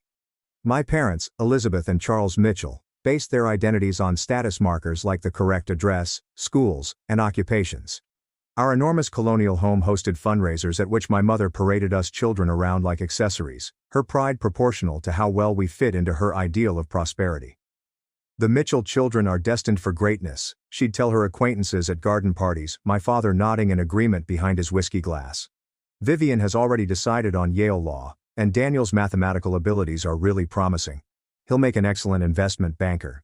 When guests looked at me, the middle kid, my mother's smile tightened. Draw has creative inclinations. She'll find her way. What she meant was that I was the family's letdown. While Vivian excelled at debate club and Daniel won math competitions, I spent countless hours in our housekeeper Maria's domain, the kitchen. Maria, a warm-hearted woman from Greece, saw something in me that my parents did not. Genuine passion. "You have the hands for this work," she'd add as I assisted her in kneading bread or neatly dicing vegetables. "The way you taste, the way you smell, you understand food in your soul." By the age of 13, I started developing my own recipes. When my parents went on vacation, I began holding underground dinner parties for my pals at the age of 16. My kitchen became my sanctuary, where I felt most completely myself. "Cooking, a servant's work," my father remarked when I mentioned culinary school during my junior year of high school. "Mitchell's hire chefs, they don't become them." To pacify them, I applied to business schools and eventually enrolled at Dartmouth, where my father and grandfather had gone. Even yet, I found methods to pursue my genuine passion by taking food science electives and nutrition classes that I could rationalize as complementary to business administration.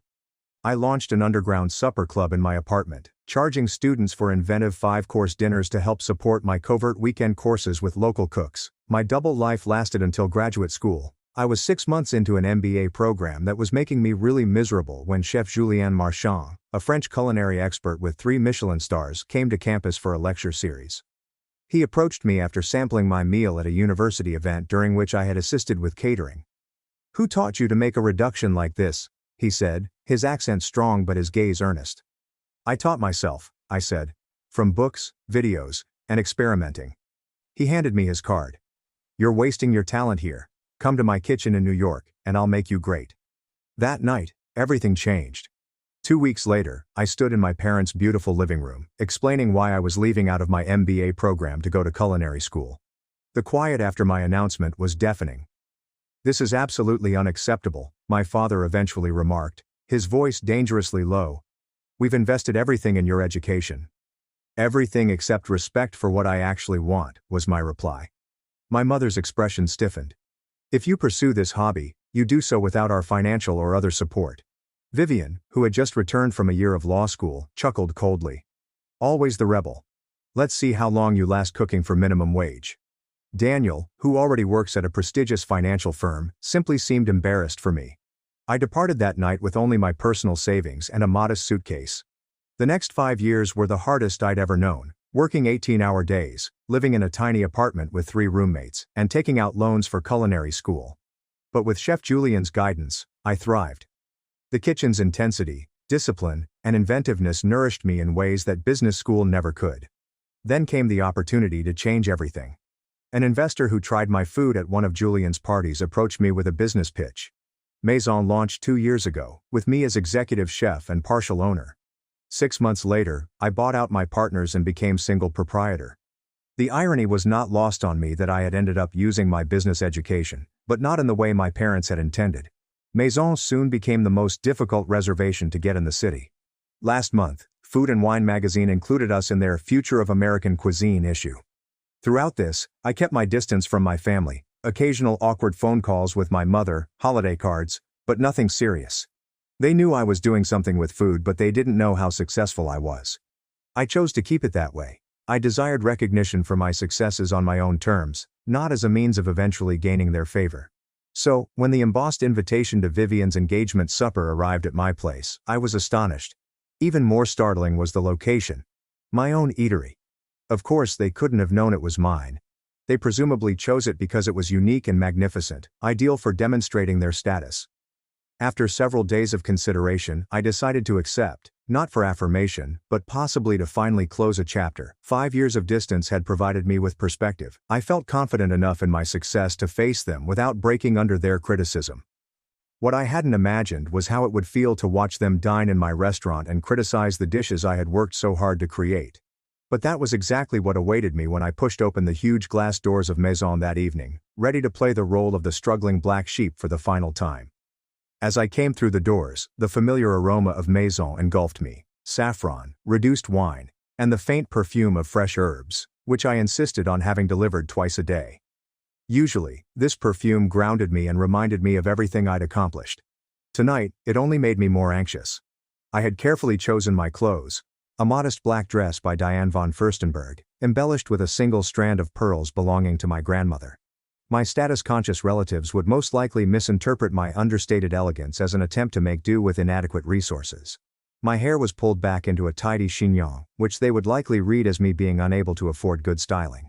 Adrian, my most senior server, noticed me right away, his eyes widening slightly in surprise. I rarely entered via the front door as a guest. I gave him a delicate shake of my head and mouthed, "Not yet." He nodded silently and resumed his tasks. I could see them from the entryway. They'd requested the middle table. My mother in Chanel, and my father examining the wine list with intense focus. Vivian wore what appeared to be new season Gucci. Next to her sat a man I didn't recognize, possibly Olivia, with slicked back hair and a watch that caught the light whenever he moved his wrist. Daniel and his wife Callista completed the picture, dressed in business clothing as if they had just returned from an important conference. Celeste, my hostess, she approached with a friendly smile. "Good evening, miss." She stopped herself just in time. "Your party is already seated, may I show you to their table?" "Thank you, Celeste," I said quietly, appreciating her caution. As we neared, my mother recognized me, her eyes making a swift assessment that I knew from childhood. A head-to-toe scan determined the approximate value of my attractiveness, and found it lacking. "Dar," she replied, rising to air-kiss my cheek. "You finally arrived. We were beginning to wonder." "I'm exactly on time, mother," I said, checking my watch. 7 on the dot. My father stood and gave me a stiff hug, followed by an awkward pat on the back. "You look healthy," he said, implying that I hadn't kept up the borderline unhealthy slenderness valued in our social circles. Vivian barely stood, offering me her cheek to kiss. "This is Olivia," she said, as her fiancé rose and extended his hand. His grasp was overly tight, a power move I recognized from numerous business meetings. "Princeton undergrad, Wharton MBA, he explained. "Just made junior partner at Goldman. There's no nice to meet you, or, I've heard about you, simply credentials and status. The Mitchells enjoy language." Daniel gave me a more sincere hello, but his wife Callista's grin appeared strained. I subsequently learnt she had been assigned with locating this extremely exclusive restaurant for tonight's dinner, and she was concerned about whether it would match everyone's expectations.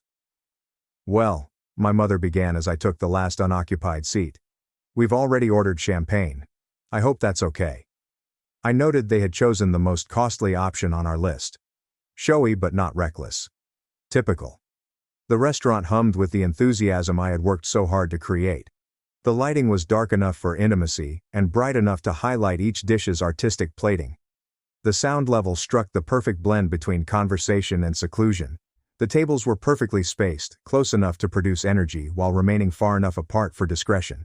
Every aspect was my choice, from the linen weight to the custom-designed chairs that encouraged diners to stay without being uncomfortable. I saw the staff's subtle reactions when they learned I was seated with customers. Marco, our sommelier, attracted my attention as he approached with the champagne. The tiniest rise of his brow inquired whether I wanted him to acknowledge me. I gave an inconspicuous headshake.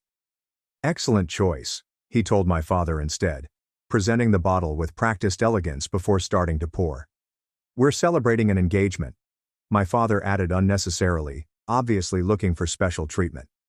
"Congratulations," Marco said effortlessly. "Maison is honored to host such a special occasion." "I'm surprised you managed to make a reservation," I responded casually. "I've heard it's quite difficult." Olivia leaned forward. "I know people," he said with a wink. I had to repress an eye roll since he was so smug, called in a favor with a client who's friendly with the management. I was chewing my lips. The client was most likely Craig Winters, one of our frequent investors who occasionally requested tables for business associates. I made a mental note to talk to him about Olivia. "Well, aren't you resourceful?" I inquired, extending my champagne flute to Vivian and Olivia. "A perfect match and a brilliant future," my father said. We clinked glasses, and I took a little sip, observing that the champagne was poured at the exact temperature I had instructed my staff to keep. "So," my mother said, setting down her glass and focusing her gaze on me. "Tell us what you've been up to these past few years. You've been so mysterious." The table's attention moved to me. 5 pairs of eyes evaluating and preparing to evaluate. "I've been working in food," I answered simply. "Learning, growing." "Are you still in that cooking phase?" Vivian sighed, as if I'd admitted to a dreadful addiction. "I thought surely by now you'd have moved on to something more substantial." Not everyone can handle the corporate path, Daniel added, making his argument sound like criticism. Olivia looked perplexed. What exactly do you do? Line cook, catering, and various roles, I replied vaguely. I've worn many hats. Well, we're just glad you're able to support yourself, my mother remarked, with a phony graciousness I recognized. Though we've always said our door is open if things get too challenging. I observed Ivy, one of our most skilled servers, approaching with the amuse-bouche, which was a bite-sized sphere of compressed watermelon covered with fermented black garlic and a microgreen I had obtained from a specialized urban farm. Compliments of the kitchen, she said, delicately setting one before each diner. Her eyes caught mine briefly, a spark of loyalty before she returned to professional mode. Is this all? Vivian inquired, looking at the single taste with despair. I'm hungry. This is an amuse-bouche, I explained. A palate opener. The meal hasn't actually started yet. I know what an amuse-bouche is, duh, she murmured. I'm not culturally illiterate just because I chose law instead of playing with food. I watched as they all tried my creation. My mother took the tiniest possible bite, always mindful of calories. My father shoved the entire item into his mouth, barely hesitating to taste it. Daniel and Callista appeared to enjoy it, although Olivia made a show of evaluating the flavors like a wine connoisseur, using culinary phrases that made no sense. Only Vivian left hers undisturbed. I don't do raw garlic, she stated. Though the black garlic was far from raw, it had been fermented for 60 days in a temperature-controlled atmosphere, a technique I had honed over 3 years of experimentation. As our server cleared the dishes, I noticed a look of sadness in her eyes at Vivian's untouched handiwork. In that moment, I felt protective. Not of myself, but of my employees, who took great pride in their work. I had created Maison not only as a restaurant, but also as a family, united by shared enthusiasm rather than DNA. The evening had only barely begun, but I could already feel the old dynamic settling in. I was the outsider, the one who had chosen the incorrect route and wanted to justify my decisions.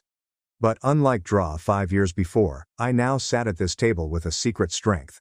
One that would eventually throw the entire relationship on its head. So, tell us about the wedding plans, I began, purposefully diverting my gaze back to Vivian as our next course arrived. A delicate combination of homegrown tomatoes, homemade ricotta, and basil oil that took me months to master. Vivian brightened instantly. We've booked St. Thomas Church, of course, reception at the plaza for 100 guests, though Mother thinks we should cut it to 350.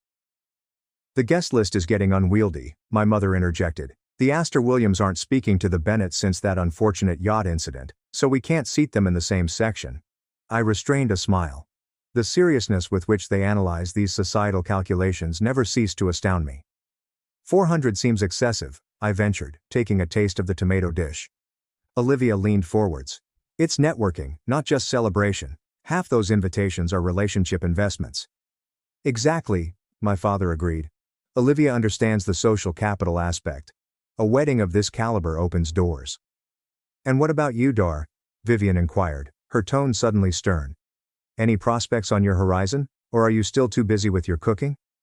I observed she had scarcely touched her lunch, moving the heirloom tomatoes around her dish with apparent disdain. I'm focused on my career right now, I replied simply. Career? Daniel said with a slight laugh. Is that what we're calling it? My mom jumped in.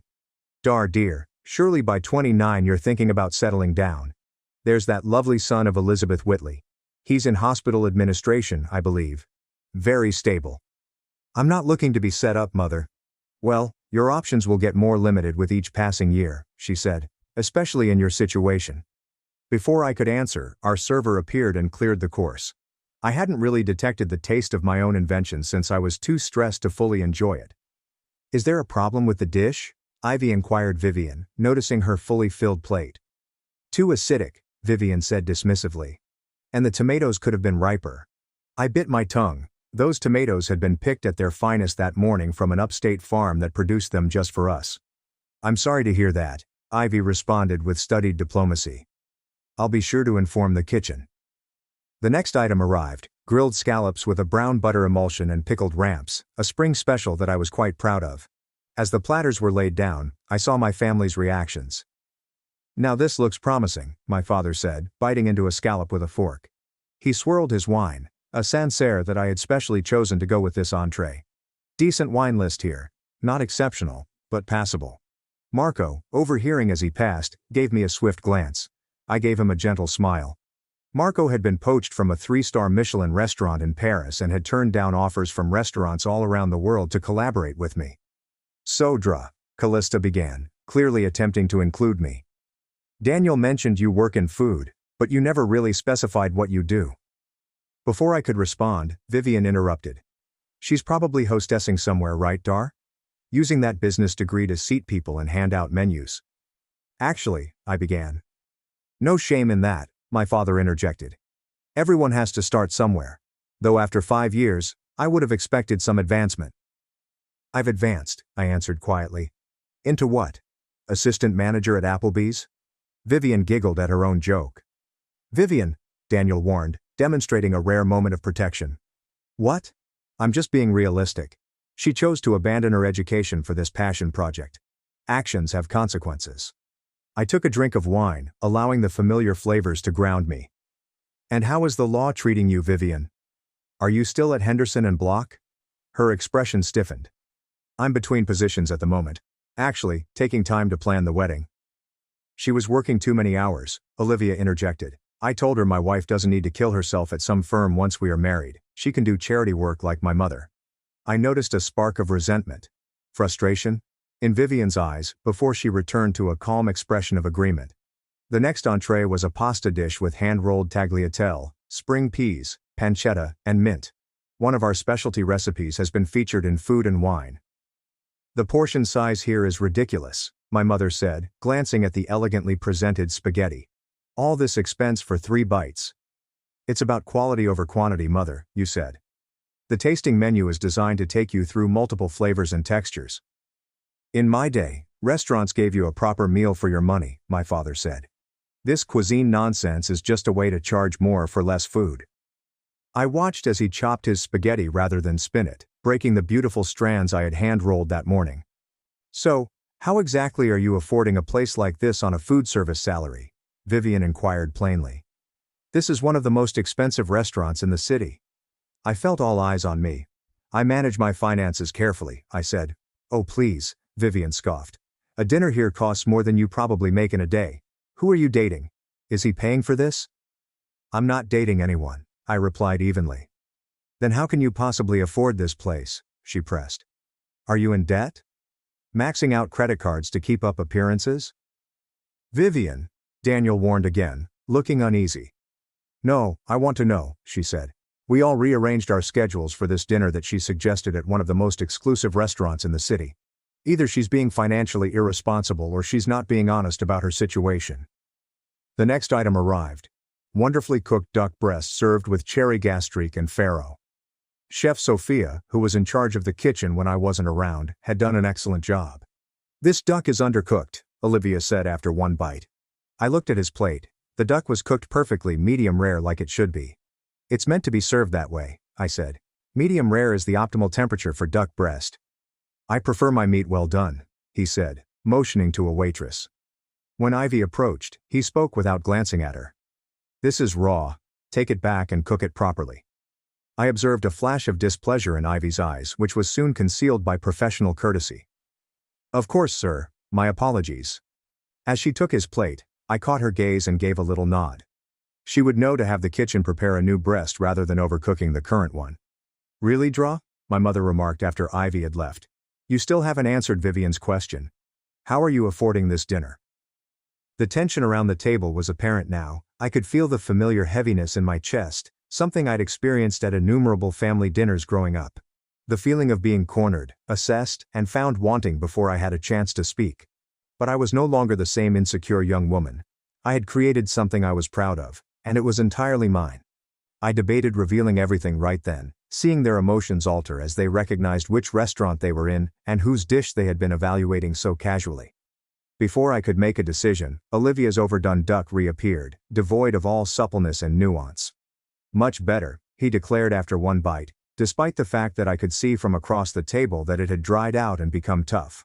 My father signaled for the wine list again. Let's order another bottle, something more impressive this time. As Marco approached with a leather-bound list, my father made a show of perusing it before pointing to one of our most costly options, a Bordeaux costing more than $800. "This one should suffice," he declared. I knew that bottle quite well. I chose it during a trip to France last year and met with the vintner in person. It was wonderful, but entirely inappropriate for the present and next courses. "May I suggest something that might pair better with the remaining dishes?" I thought about it. My father waved me off. "I think I know my wines, Dar." Marco caught my eye and softly asked for directions. I gave him a slight nod. Let my father have his way. This was hardly the hill to die on. The punches continued throughout the evening, including the last savory dish and dessert, a deconstructed lemon tart that was one of my personal favorites. Every dish drew some criticism. Every attempt I made to add to the conversation turned into proof of my failure. By the time coffee was served, I was emotionally exhausted. The double strain of suffering my family's disdain while witnessing them casually criticize my life's work was becoming unbearable. Then came the moment I'd been dreading and anticipating, the check. Adrian approached with a black leather folder carrying the bill and placed it discreetly in the center of the table. My father reached for it instinctively out of patriarchal duty, but Olivia intervened. "Please, Charles, allow me," he urged with the practiced smoothness of someone who has used even charity as a power move. "Consider it my treat to celebrate the occasion." My father made the typical modest protest before giving in. I watched Olivia open the folder, his demeanor changing from confident smile to barely veiled horror as he recorded the sum. "Is there a problem?" my father inquired, noting the shift. No, Olivia responded swiftly. "Just confirming the calculation." I recognized what he was looking at. A dinner for 7 including premium wine pairings, special off-menu requests, and the $800 Bordeaux would cost well over $3,000. Not exorbitant for a restaurant of Maison's caliber, but certainly noteworthy. He grabbed for his wallet and slowly removed a black credit card, making sure everyone noticed the exclusive tier. Vivian, probably sensing his uneasiness, picked that opportunity to return to her previous probing. "So, she began, her voice full of false sweetness. "You never did say how you're managing to contribute to this extravagant dinner. We wouldn't want you stretching yourself financially on our account." All eyes returned to me. I could feel the classic dynamic emerging. Vivian the successful one, myself the suffering letdown. "I can cover my portion," I replied simply. "Can you though?" she asked, leaning forward. "Because we all know what food service pays. Can you even afford this place?" The table went silent. The question hovered in the air, so purposefully offensive that even my parents were uncomfortable. "Vivian," my mother whispered. "Perhaps this isn't—" "No, I want to know," Vivian argued, her eyes fixed on mine. "We've spent the entire evening pretending that everything's fine, that Dar's choice to throw away her education hasn't left her struggling. I think we deserve some honesty." I felt a scorching heat rise up from my chest to my cheeks. After 5 years of distance, of developing my own life and success, nothing has changed. I was still the family's disappointment, and I was pushed to defend my presence. Olivia, possibly feeling an opportunity to regain control following the initial shock, joined in. "If you need help with your portion, just say so. No shame in that." "I don't need help," I stated, my voice tight. "Then how exactly are you paying for this?" Vivian inquired. "Because a meal here costs more than you probably make in a week." I opened my lips to answer, finally revealing everything, when Olivia frowned at the bill. "Wait, there's a mistake here," he said. "They've only charged us for the wines, not the food," he said sternly to Adrian. "Excuse me. There's an error on our check." Adrian approached our table with perfect timing, as if he had been waiting for this moment. He most likely had been. My employees knew me well enough to be watching this scenario unfold. "Is there a problem, sir?" he inquired. "Yes, you only charged us for the beverages and not the meal," Olivia responded, referring to the bill. Adrian stared at the check and then at me, his expression uncertain. In that moment, I made my decision. The charade had lasted long enough. I gave Adrian a small nod. "There's no error, sir," Adrian responded calmly. "The dinner portion has been taken care of." "By whom?" my father inquired, wondering. Adrian turned to face me, his professional manner giving way to a friendly smile. "Welcome back, Miss Isabella. Your usual table is ready for your meeting with the investors. Would you like me to handle the situation?" There was utter stillness over the table. 6 pairs of eyes looked at me with varying degrees of astonishment and incredulity. "Thank you, Adrian," I murmured, my voice firm despite the excitement running through me. "Yes, please close out Mr. Harrington's beverage tab. The rest is on the house, as usual." Very good, Miss Dar, he said, removing the folder from Olivia's now slack grip. Chef Sophia mentioned she'd like your opinion on the new spring menu items when you have a moment. I'll stop by the kitchen before my meeting, I told him. As Adrian left, I stared directly at my family. Their reactions ranged from bewilderment to astonishment to the dawn of understanding. What? What is happening? My mother finally asked. I took a deep breath. The moment I had dreaded and secretly anticipated for 5 years had arrived. Welcome to Maison, I replied simply. My restaurant. The silence lasted for what seemed like an age. My father was the first to recover, his face changing from confused to calculated. Your restaurant, he said gently. You work here. No, father, I said, feeling a weird serenity settle over me. I own Maison, I'm the executive chef and sole proprietor. That's impossible, Vivian exclaimed. This is one of the most exclusive restaurants in the city. It's been featured in major magazines. Yes, I agree. Food and Wine last month. Bon Appetit before that. The New York Times gave us 4 stars in their review last year. Olivia stared at me as if I had suddenly begun speaking in tongues. But you said you worked in food, you were vague about everything. Because I wanted to see how you would treat me if you thought I was struggling, I told you. And you've all made that abundantly clear tonight. My mother's hand fluttered to her pearls, her go-to gesture when socially unstable. Darling, why wouldn't you tell us about this achievement? Her emphasis on achievement said it all. Success made my decisions retrospectively acceptable in a way that passion never could. Would you like the full story? I inquired, glancing around the table. Without waiting for a response, I continued. After I left 5 years ago, I moved to the city with what little savings I had. I rented a tiny room in an apartment with 3 roommates in Queens. For a year, I worked 3 jobs: prep cook at a bistro from 5 a.m. to noon, line cook at a midtown restaurant from 1 p.m. to 10 p.m., and weekend shifts at a bakery. I took a sip of water and noticed their uneasy expressions. I slept 4 hours a night. I had blisters and burns up and down my arms. I studied technique obsessively in my rare free moments. Chef Julian, who had initially encouraged me to pursue culinary arts, took me under his wing. I became his sous chef within 18 months. Daniel looked at me with what appeared to be genuine attention. Callista seemed impressed. My parents appeared frozen in a condition of reappraisal. 2.5 years ago, I was working a private event at Julian's restaurant. A guest, Edward Lane of Lane Capital, tried my special course and asked to meet the chef. He was surprised to find someone so young had created what he called the most innovative dish he'd tasted in years. I made a circle around us. Edward became my investor. We discovered the location, which was a failed nightclub at the time. I created the concept, designed the menu, hired the personnel, and handled every detail, even the lighting fixtures and specialty plates. But the cost, my father remarked, his thoughts still apparently focused on the economics. A restaurant of this caliber, in this location, it must have required millions. $3,400,000 for the initial investment, I verified. And Edward brought in 2 other investors. We opened to immediate acclaim, thanks in part to Julian's backing and industry ties. 6 months later, we were profitable. 3 months later, I used the restaurant's performance to acquire a loan and buy out my investors. I've been the sole owner for over a year. That's why you suggested we meet here, Vivian said quietly. You knew all along. Actually no, I corrected her. Callista chose this place. Is that correct, Callista? All eyes were drawn to Daniel's wife, who blushed profoundly. I had no idea, Dara. The concierge at Daniel's firm recommended it as the most impressive new restaurant in town. I swear I didn't realize it was yours. Of course you didn't, I comforted her. And no one in the family knew. That was deliberate on my part. But why keep it a secret? My mother pressed. We are your family. We would have been proud. I couldn't help but chuckle sharply. Would you?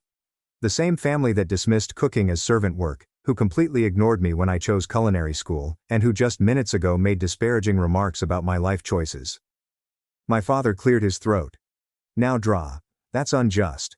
We were anxious about your stability and future. If we'd known you had this level of commercial acumen. That's exactly my argument, I interjected. You couldn't appreciate my passion only. It only has worth for you now because it is associated with achievement and prestige. Chef Sophia entered our table in her crisp whites. Sofia Delgado, chef de cuisine, monogrammed on the breast, and cut an attractive figure. Sorry to interrupt, Da, she began. But the Matsuhisa party has arrived for their tasting, and Armand would like to confirm your interview for next week's feature. Also, your publisher inquired regarding the cookbook cover design. I nodded. Thank you, Sophia. Please let them know I'll be there shortly. As Sophia walked away, I noticed my family's eyes widen in surprise. Cookbook, Vivian repeated. Coming out this fall with Knopf? I replied. 120 recipes with personal stories. Draw, my mother continued, her voice taking on the soothing tone she used when attempting to control a social situation. This is all really amazing. Why haven't you told us sooner? We could have assisted and supported you. How did you support me when I needed it the most? I asked quietly.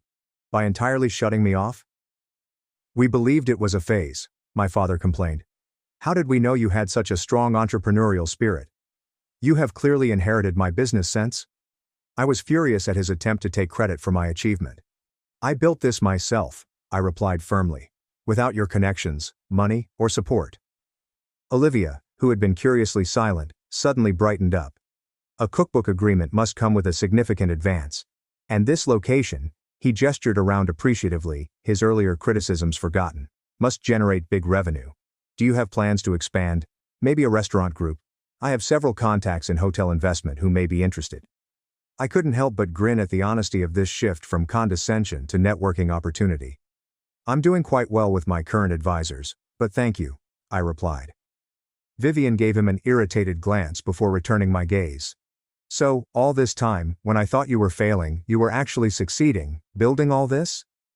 Yes, I answered simply. And tonight, she said, her voice sharpening. You let us sit here criticizing your food, wine list and portion sizes, all while knowing it was yours.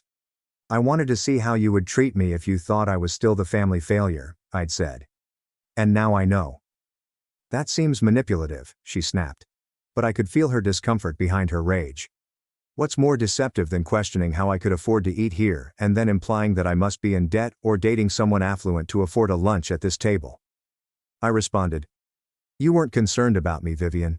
You were relishing your perceived supremacy. As we spoke, the restaurant was gradually emptying as the evening service came to an end, and Marco approached with a bottle. Your special reserve cognac, Miss Isabella, he explained, for your investors' meeting, and Chef Sophia says the kitchen is ready whenever you arrive. Thank you, Marco, I told you. Please let Sophia know I'll be there in 10 minutes. As he walked away, I went back to my startled family and said, I have a business to run, rising from my seat. Thank you for coming this evening. Wait, my mother shouted hastily. Do not leave like this, we should congratulate your success. Perhaps we could all have brunch this weekend and catch up properly. I looked at her and saw for the first time not the terrifying figure of my upbringing, but a lady attempting to reclaim her pride and status. I'll think about it, you replied. But right now, I have investors waiting and a kitchen to oversee. As I started to go, Daniel stood up. Dar, he said, his voice softer than the others. For what it's worth, what you've built here is incredible.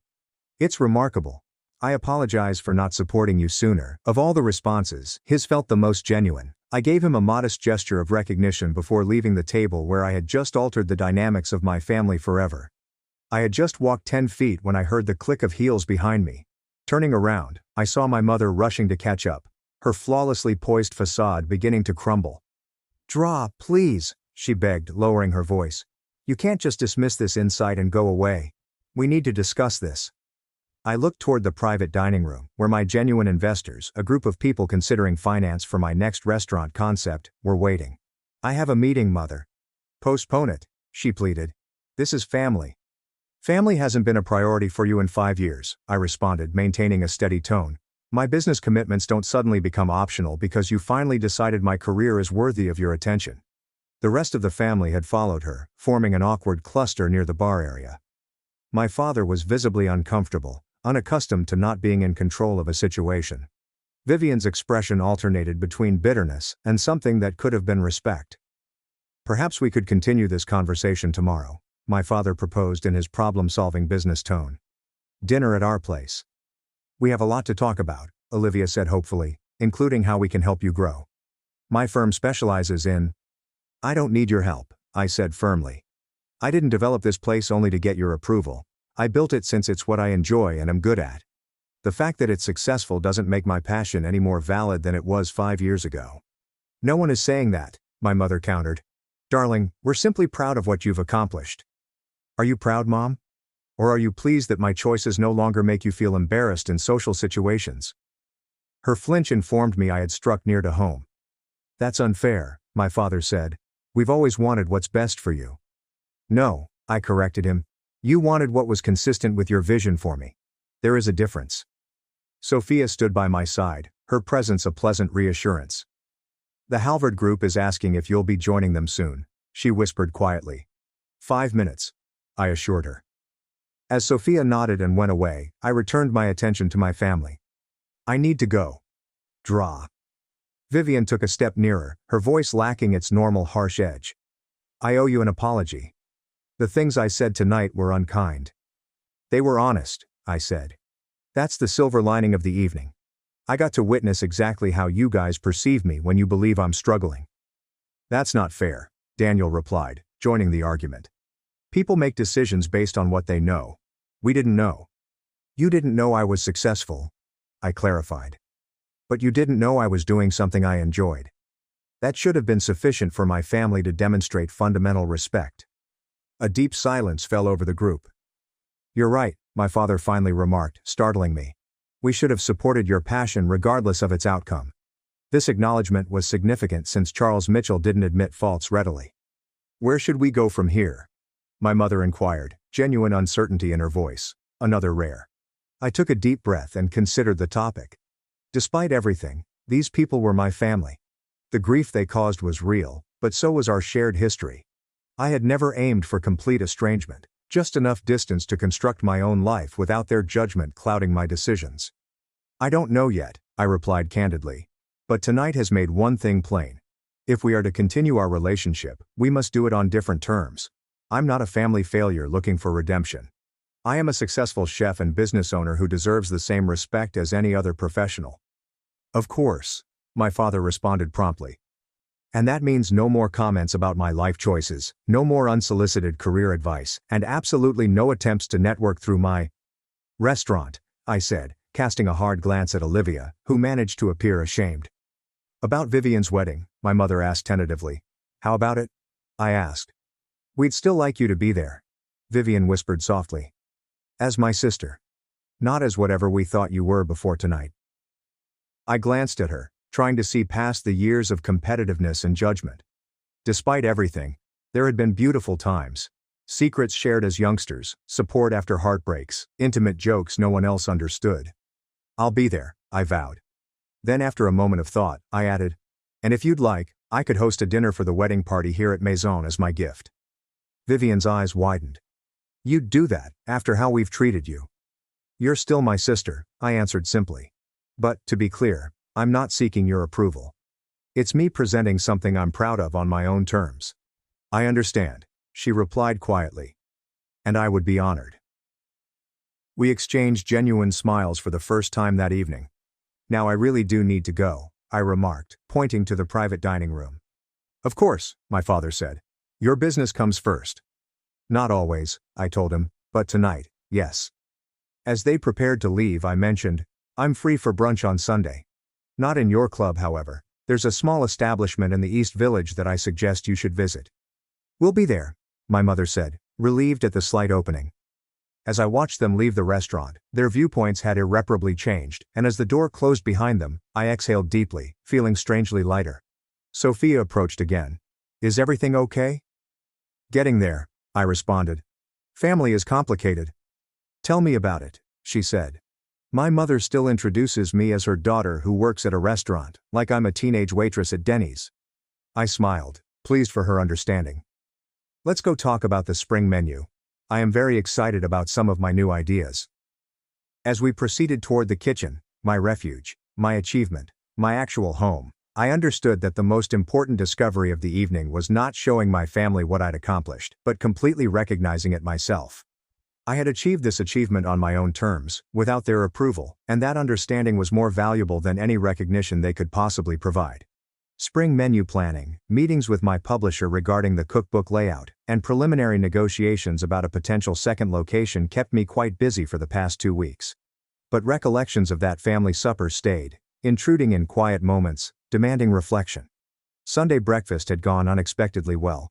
I'd brought my family to Elma's, a hidden treasure managed by a former colleague from my early days working the line. My parents had been visibly uneasy about the mismatched chairs and graffiti-decorated walls, but the food, unpretentious yet masterfully executed, had won them over. "I never knew simple eggs could taste like this," my father had admitted, mopping up the last of his shakshuka with homemade sourdough. Small steps. Not a complete transformation, but an opening. Sitting at my usual table after closing time, I watched the staff complete their final duties. Ivy was counting the register while humming softly. Adrian and Marco were discussing wine pairings for tomorrow's private event. Sophia had left an hour ago after we'd finalized the spring menu revisions. My phone buzzed with a text from Vivian. "Wedding planning nightmare. Florist just doubled their quote. Any chance you're free for coffee tomorrow? Could use some straight."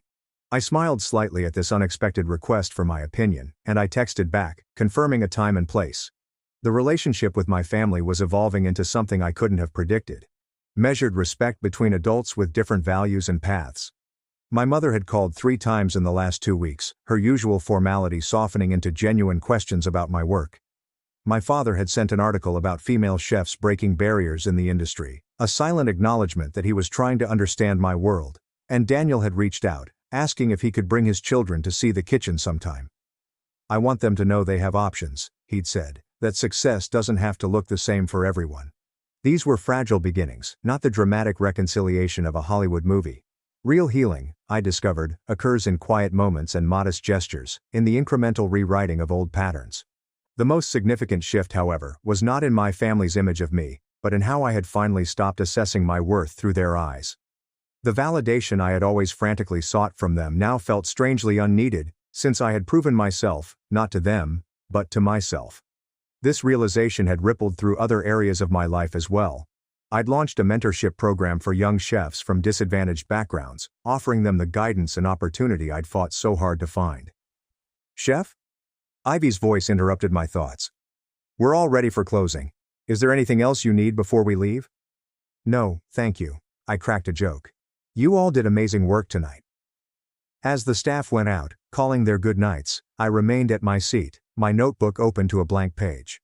I'd been attempting to articulate the introduction to my cookbook, fighting to find words that conveyed my trip, and in the stillness of the empty restaurant, I finally began writing. Food has always been my truest language. When words failed, I communicated through flavors, and when pathways were obscure, I followed my palate. The recipes in this book are more than just recipes. They're chapters of a life lived in quest of authenticity above approval. 5 years ago, I was at a crossroads between expectation and passion. Choosing the latter cost me dearly at first, but ultimately led to the richest feast I could have imagined. Not only professional success, but the discovery that true wealth isn't measured by external validation or material achievement, but by the courage to honor your own voice, even when it speaks in whispers against the shouts of doubt. I lay down my pen, the words finally flowing freely. Tomorrow would bring fresh challenges, a difficult vendor negotiation, Vivian's wedding planning drama, and the finalization of the cookbook introduction, but today, in this moment of peaceful thought, I felt inner calm. The journey had not been easy. There had been nights of exhaustion so complete that I'd fallen asleep in kitchen corners during rare breaks, burns and cuts that left scars on my hands, and moments of doubt so intense that I'd questioned everything. But I had persevered. Not to prove my worth to others, but because I couldn't imagine living any other way. By choosing authenticity above acceptance, I discovered something more valuable than success or familial validation: myself. Have you ever had to choose between meeting others' expectations and following your own heart? I'd love to hear your stories in the comments below, and don't forget to like this video if it resonated with you. Subscribe for more true stories of resilience and triumph, and share with someone who may need a reminder that the most important approval comes from within. Thank you for joining me on this journey. My parents sold my laptop to buy my sister a $2,300 e-bike. When they demanded I pay her rent too, I said one word: no, and walked out forever. My name is Lucas. I'm the oldest child, the go-to issue solver, the one with jumper wires and duct tape on hand. In my family, I am the background character who keeps the set from collapsing. My younger sister Ingrid is the star. She embodies brightness, noise, and acclaim. I'm the guy with the curtain. It was not always dramatic, It was modest, consistent things. If we both came home she got a new jacket, and I got, nice but don't get cocky. If something broke, I repaired it. If money was tight, I took on an extra shift. When I turned 18, Dad shook my hand and told me, "I'm proud of you, man." For safety, I handed Ingrid the keys to a gently used automobile. She sobbed joyous tears. I took the bus and convinced myself that it would help me develop character. I currently work in IT, quiet job with consistent hours. I co-signed a mortgage last year because Dad said, "Family helps family," and Mom said, "It'll look good on your credit, sweetheart." I trusted them. I wanted to believe them. It's easier than admitting you're the utility line that everyone connects to. Ingrid is the golden one. She floats. Every season brings new hobbies and corresponding clothing. My parents term it, investing in her potential. When I ask what that means, Dad laughs and says, "You wouldn't get it, Lucas. You're practical." Practical is their word for invisible. I just returned from a cheap weekend excursion with pals. We spent 2 nights near the lake in a rented cabin that smelled like pine cleaner and damp towels. No service, no laptop. That was the entire objective. Unplug. On the way home, my phone buzzed 12 times from group chat. Nothing from the family. Normal. I stopped by my folks' house on Sunday evening to pick up my MacBook and charger before heading to work. The television was on too loud. The house smelled of baked chicken and artificial lemon. Dad was in the garage leaning slowly over the workbench like if automobiles were confessing secrets to him. Mom was at the sink, rings off, hands in soapy water, humming a song on the radio as if everything was fine. "Hey," I replied as I entered the kitchen. "I need my laptop. It was on my desk." Mom did not look up. "Hi, honey. In your room," she said, as if she already knew the answer to the question. "Yeah." I walked down the hall. The desk was pristine in a manner that it never is. There are no cables, sticky notes, or dents where the charger is located. Simply a polished rectangle of wood. My stomach made that strange elevator dip. I came back. "Where's my MacBook?" Dad walked in, wiping his hands on a rag that did not require wiping. "Funny you should ask," he remarked, his smile indicating that he was ready to say something light. "I sold it." I assumed he was joking. I actually laughed. "What?" He leaned against the counter. "To teach you responsibility. You leave things here, you don't really need them, right?" My laugh died quickly. "You stole my laptop." Mom eventually turned. Her lips pursed as if she were preparing for a toddler tantrum. "You left it here, sweetheart. That means you didn't really need it." She inclined her head. "You have a work computer."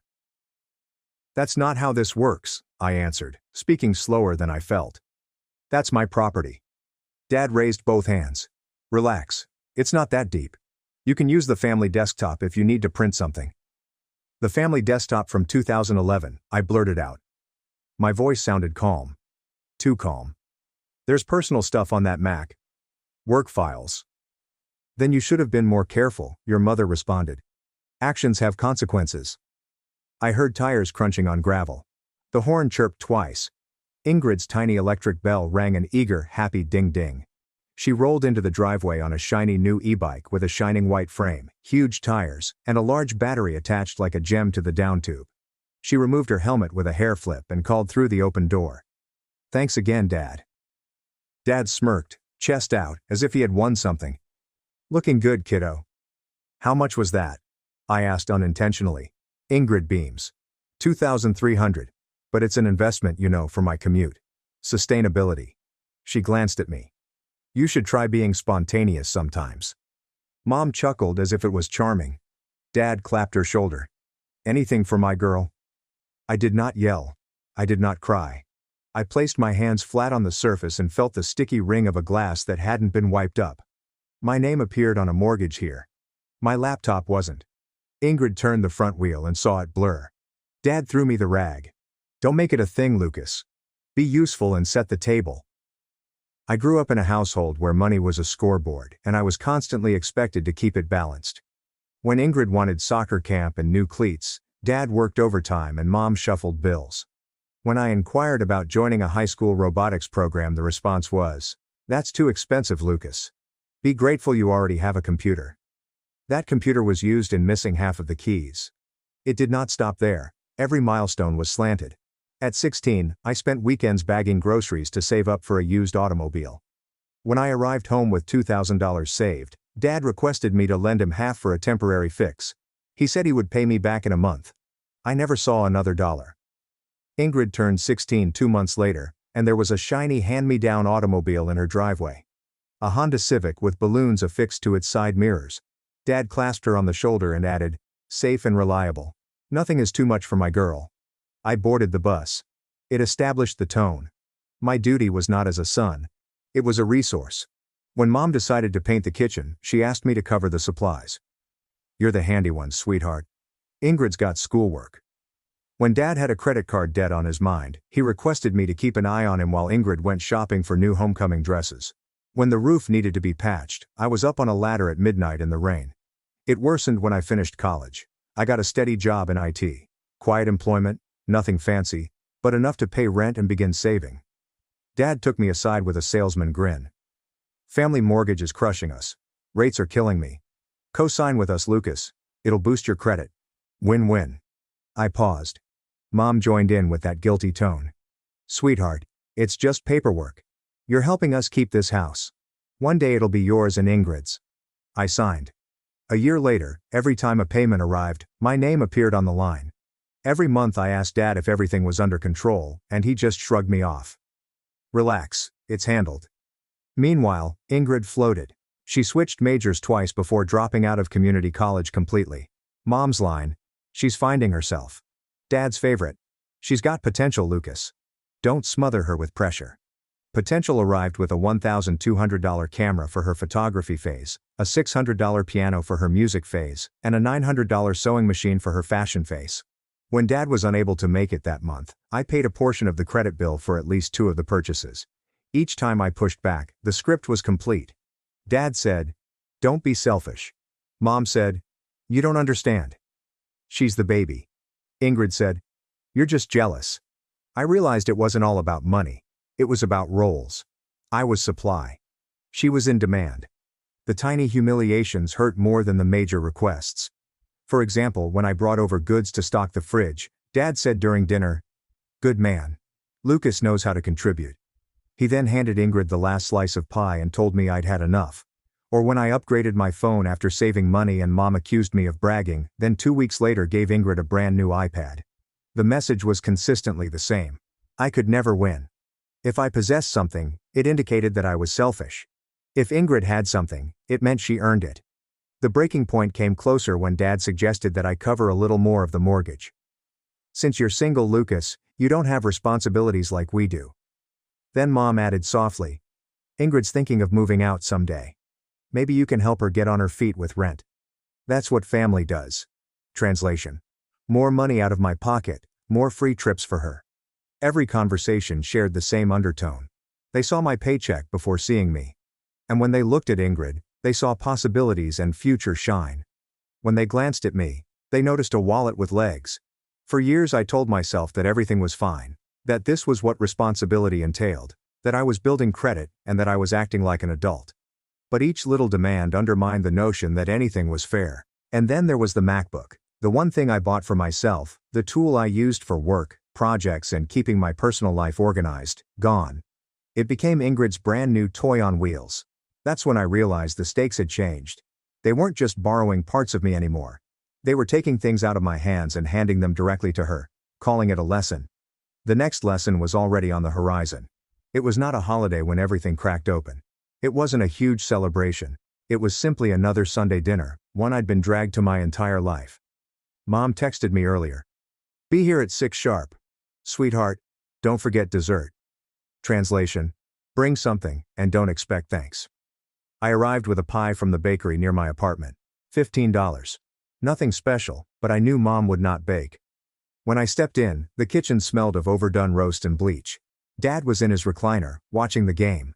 Ingrid sat on the couch, legs curled under her, scrolling her phone as her gleaming new cycling helmet rested proudly on the coffee table. "Hey," I said, putting the pie down. "About time," Dad murmured, eyes fixed on the television. Mom peered around the corner. "Oh, good, dessert.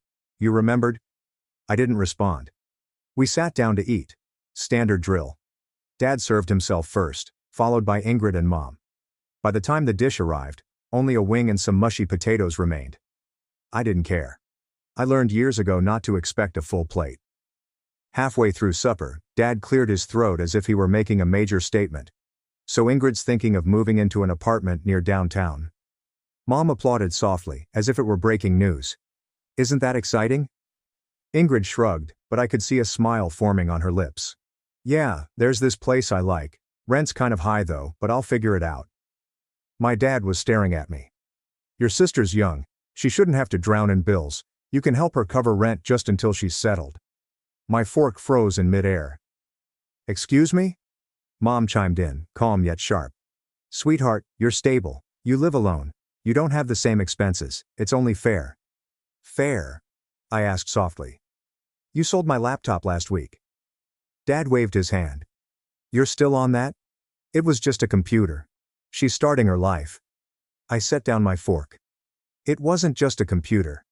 And I'm not paying her rent. The room went dead silent. Ingrid glanced up from her phone. Wow. Okay. Don't be such a jerk. It's literally nothing to you. It's not nothing, I replied. My voice remained firm, but within I felt my chest constrict. I'm not your ATM. I'm not covering rent, tuition, hobbies, bikes, or anything else. Dad's chair rattled as he leaned forward, his voice low but threatening. Watch your tone. You don't talk to your mother that way, or your sister. I'm not, I said.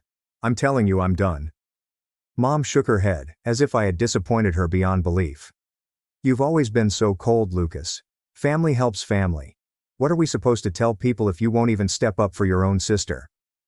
Tell them the truth, I stated. That you use my name for your mortgage? That you sold my property behind my back?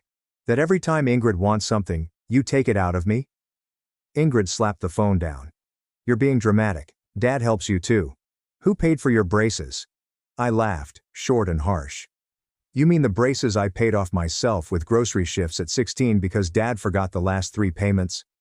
Her cheeks reddened. You're just jealous. Something within me broke. Not loud or messy. Just a quiet snap. I looked at Dad, Mom, and Ingrid. My voice came out level, as if I were giving instructions to a stranger. This isn't about revenge. This is about closure. I'm not paying another dime. Not on a house. Not on Ingrid. Not on anything. Dad's fist struck the table. The dishes shook. I stood calmly. My hands did not even shake.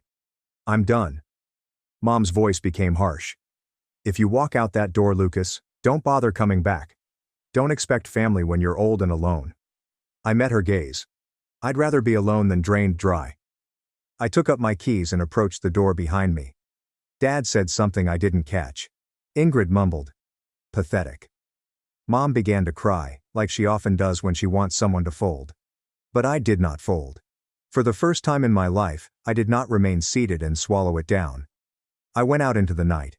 The sound of their conversations was muffled behind the door. And for the first time, it was silent. The fallout began almost immediately. By the time I returned to my apartment that night, I had 3 missed calls from Mom, 2 from Dad, and 1 text from Ingrid that simply stated, "Wow, you seriously ruined dinner, congrats." I did not respond. The next morning my phone buzzed non-stop. 15 calls before lunch. Mom left a voicemail in which she was crying so hard she could scarcely breathe. Lucas, sweetheart, I don't know what's gotten into you. We're family. You don't turn your back on us. Please don't do this. Then one from Dad, angry this time. You think you can just walk away after everything we've done for you? You're ungrateful, selfish. Don't forget whose roof you grew up under. And of course, Ingrid's signature bite. Whatever, you've always been bitter. I'll figure out rent without your drama. Enjoy your sad little life. I left them all unread. By day 3 the tone had shifted. Her texts were brief. Mortgage is due Friday. Your father's stressed. Please don't let us down. Afterward. If you don't cover your part, we can lose the house. Do you want that on your conscience? I sat there staring at the message and thought how stupid it was. My role had become an excuse for every gap and deficit. I was never just helping. I was carrying. I didn't respond. When the payment deadline passed, Dad contacted me 10 times in 1 hour. Then another message arrived. Fine. You want to play tough guy? We'll see how tough you are when the bank calls. You're on this loan, Lucas. They'll come for you too. I blocked his phone number. Silence lasted 2 days. Then Ingrid shared a photo on Instagram of herself smiling with a bike, with the remark, "Learning to do life without people who hold you back." The comments section was filled with heart emojis, and "You found this girl through her pals." It should have stung. It did not. It felt like assurance I'd made the proper decision. Meanwhile, my phone was vibrating with numbers I didn't recognize. Bill collectors are family. I disregarded them all. At work, I forced myself to concentrate. When coworkers inquired if I was okay, I simply responded I was sleepy. But at night, sitting in my apartment, I realized how quiet things had become. No daily reminder texts from mom. There's no dad asking for a quick favor. There's no Ingrid here to brag about her new gadget. Just silent. And the silence felt lovely. 2 weeks later, I made one final visit to their house. Not to converse but to get my name off the mortgage. The sticky note I posted on the fridge following the laptop incident had been ignored. I was already aware of this. So I arrived with paperwork this time. I had communicated with the bank and figured out how to legally withdraw myself. It was not easy, but it was feasible. Dad answered the door with chilly eyes. "What do you want?" "To get out," I responded, putting out the papers. He scoffed. "Coward." Mom appeared behind him, her face blotchy from tears. "Please, Lucas, don't do this to us. Think of your sister." I shake my head. "I am. That's why I'm done." Dad murmured something under his breath, which I believe was useless or weak. But he signed when reality hit in. Mom first refused, but eventually caved after 10 minutes of stillness. Ingrid was not even home. When it was finished, I put the pen down and spoke the only thing I could. "You'll figure it out without me." That night my phone remained quiet. No missed calls or texts. The stillness lasted several days, then weeks. For the first time in my life, I wasn't waiting for their approval or anticipating their expectations. I got up early, made breakfast without rushing, went on walks, and read books that I had been putting off. It was not dramatic. It was not glamorous. But it was mine. And that felt liberating. It's been months since I left that house and untangled my name from their mortgage. Months have passed since the incessant buzz of calls and guilt-ridden texts. The hush remained. At first, it seemed bizarre. I'd check my phone out of habit, expecting to find Mom's lengthy guilt texts or Ingrid's smug status posts. Nothing. The only notifications I get now are from work, a few pals, and bills in my name. Bills that I genuinely chose. I wondered if I would miss them. I do not. I feel lighter, as if someone cut a weight off my chest that I had no idea I was carrying. When I return home to my own apartment, no one is waiting with a new favor. No one is implying that my paycheck belongs to them. No one is calling me selfish for wanting my own things. I've created new routines. On Sunday nights, I cook for myself rather than carrying a pie into a kitchen where I am invisible. I go on long walks after work. I began saving again. Not for someone else's bills, but for mine. It's surprising how quickly money rises when you don't have to patch every hole your family digs. My financial account is quiet confirmation that I made the proper decision, and for once, I don't feel compelled to justify every dollar I spend. I occasionally browse past Ingrid's posts, the bike, the clothing, and the countless captions about freedom. It's funny yet also sad. She still plays the golden kid role, but there is no one in the background to prop her up. I don't leave any comments. I do not care. If she calls me bitter, that's great. If Mom paints me as selfish, that's great. If Dad calls me ungrateful, that's great. Nothing matters now, since the moment I stopped providing, their influence over me vanished. Because here's the truth. I'm no longer the family's wallet. I am not the invisible background. I am not the safety net they stretch till it cracks. I'm simply myself, and for the first time, that's enough. I'm not sure what their house looks like anymore. I'm not sure if a mortgage is still dangling by a thread, or if Dad figured out how to rearrange numbers again. I'm not sure if Ingrid is paying her rent, or if Mom is covering it behind closed doors. Perhaps they will be able to handle. Perhaps they will not. But it is the point. I'm not the answer anymore. What I do know is that it's no longer my problem. I placed a letter on the fridge that night. Now figure out how to pay the mortgage without my name on it. That was not a threat. That wasn't vengeance. I made a pledge to myself. This is not about penalizing them. This is about closing the book. I will always remember how they treated me. I will not pretend that did not happen. But I won't be carrying it anymore. I refuse to let their expectations consume every paycheck and modest triumph.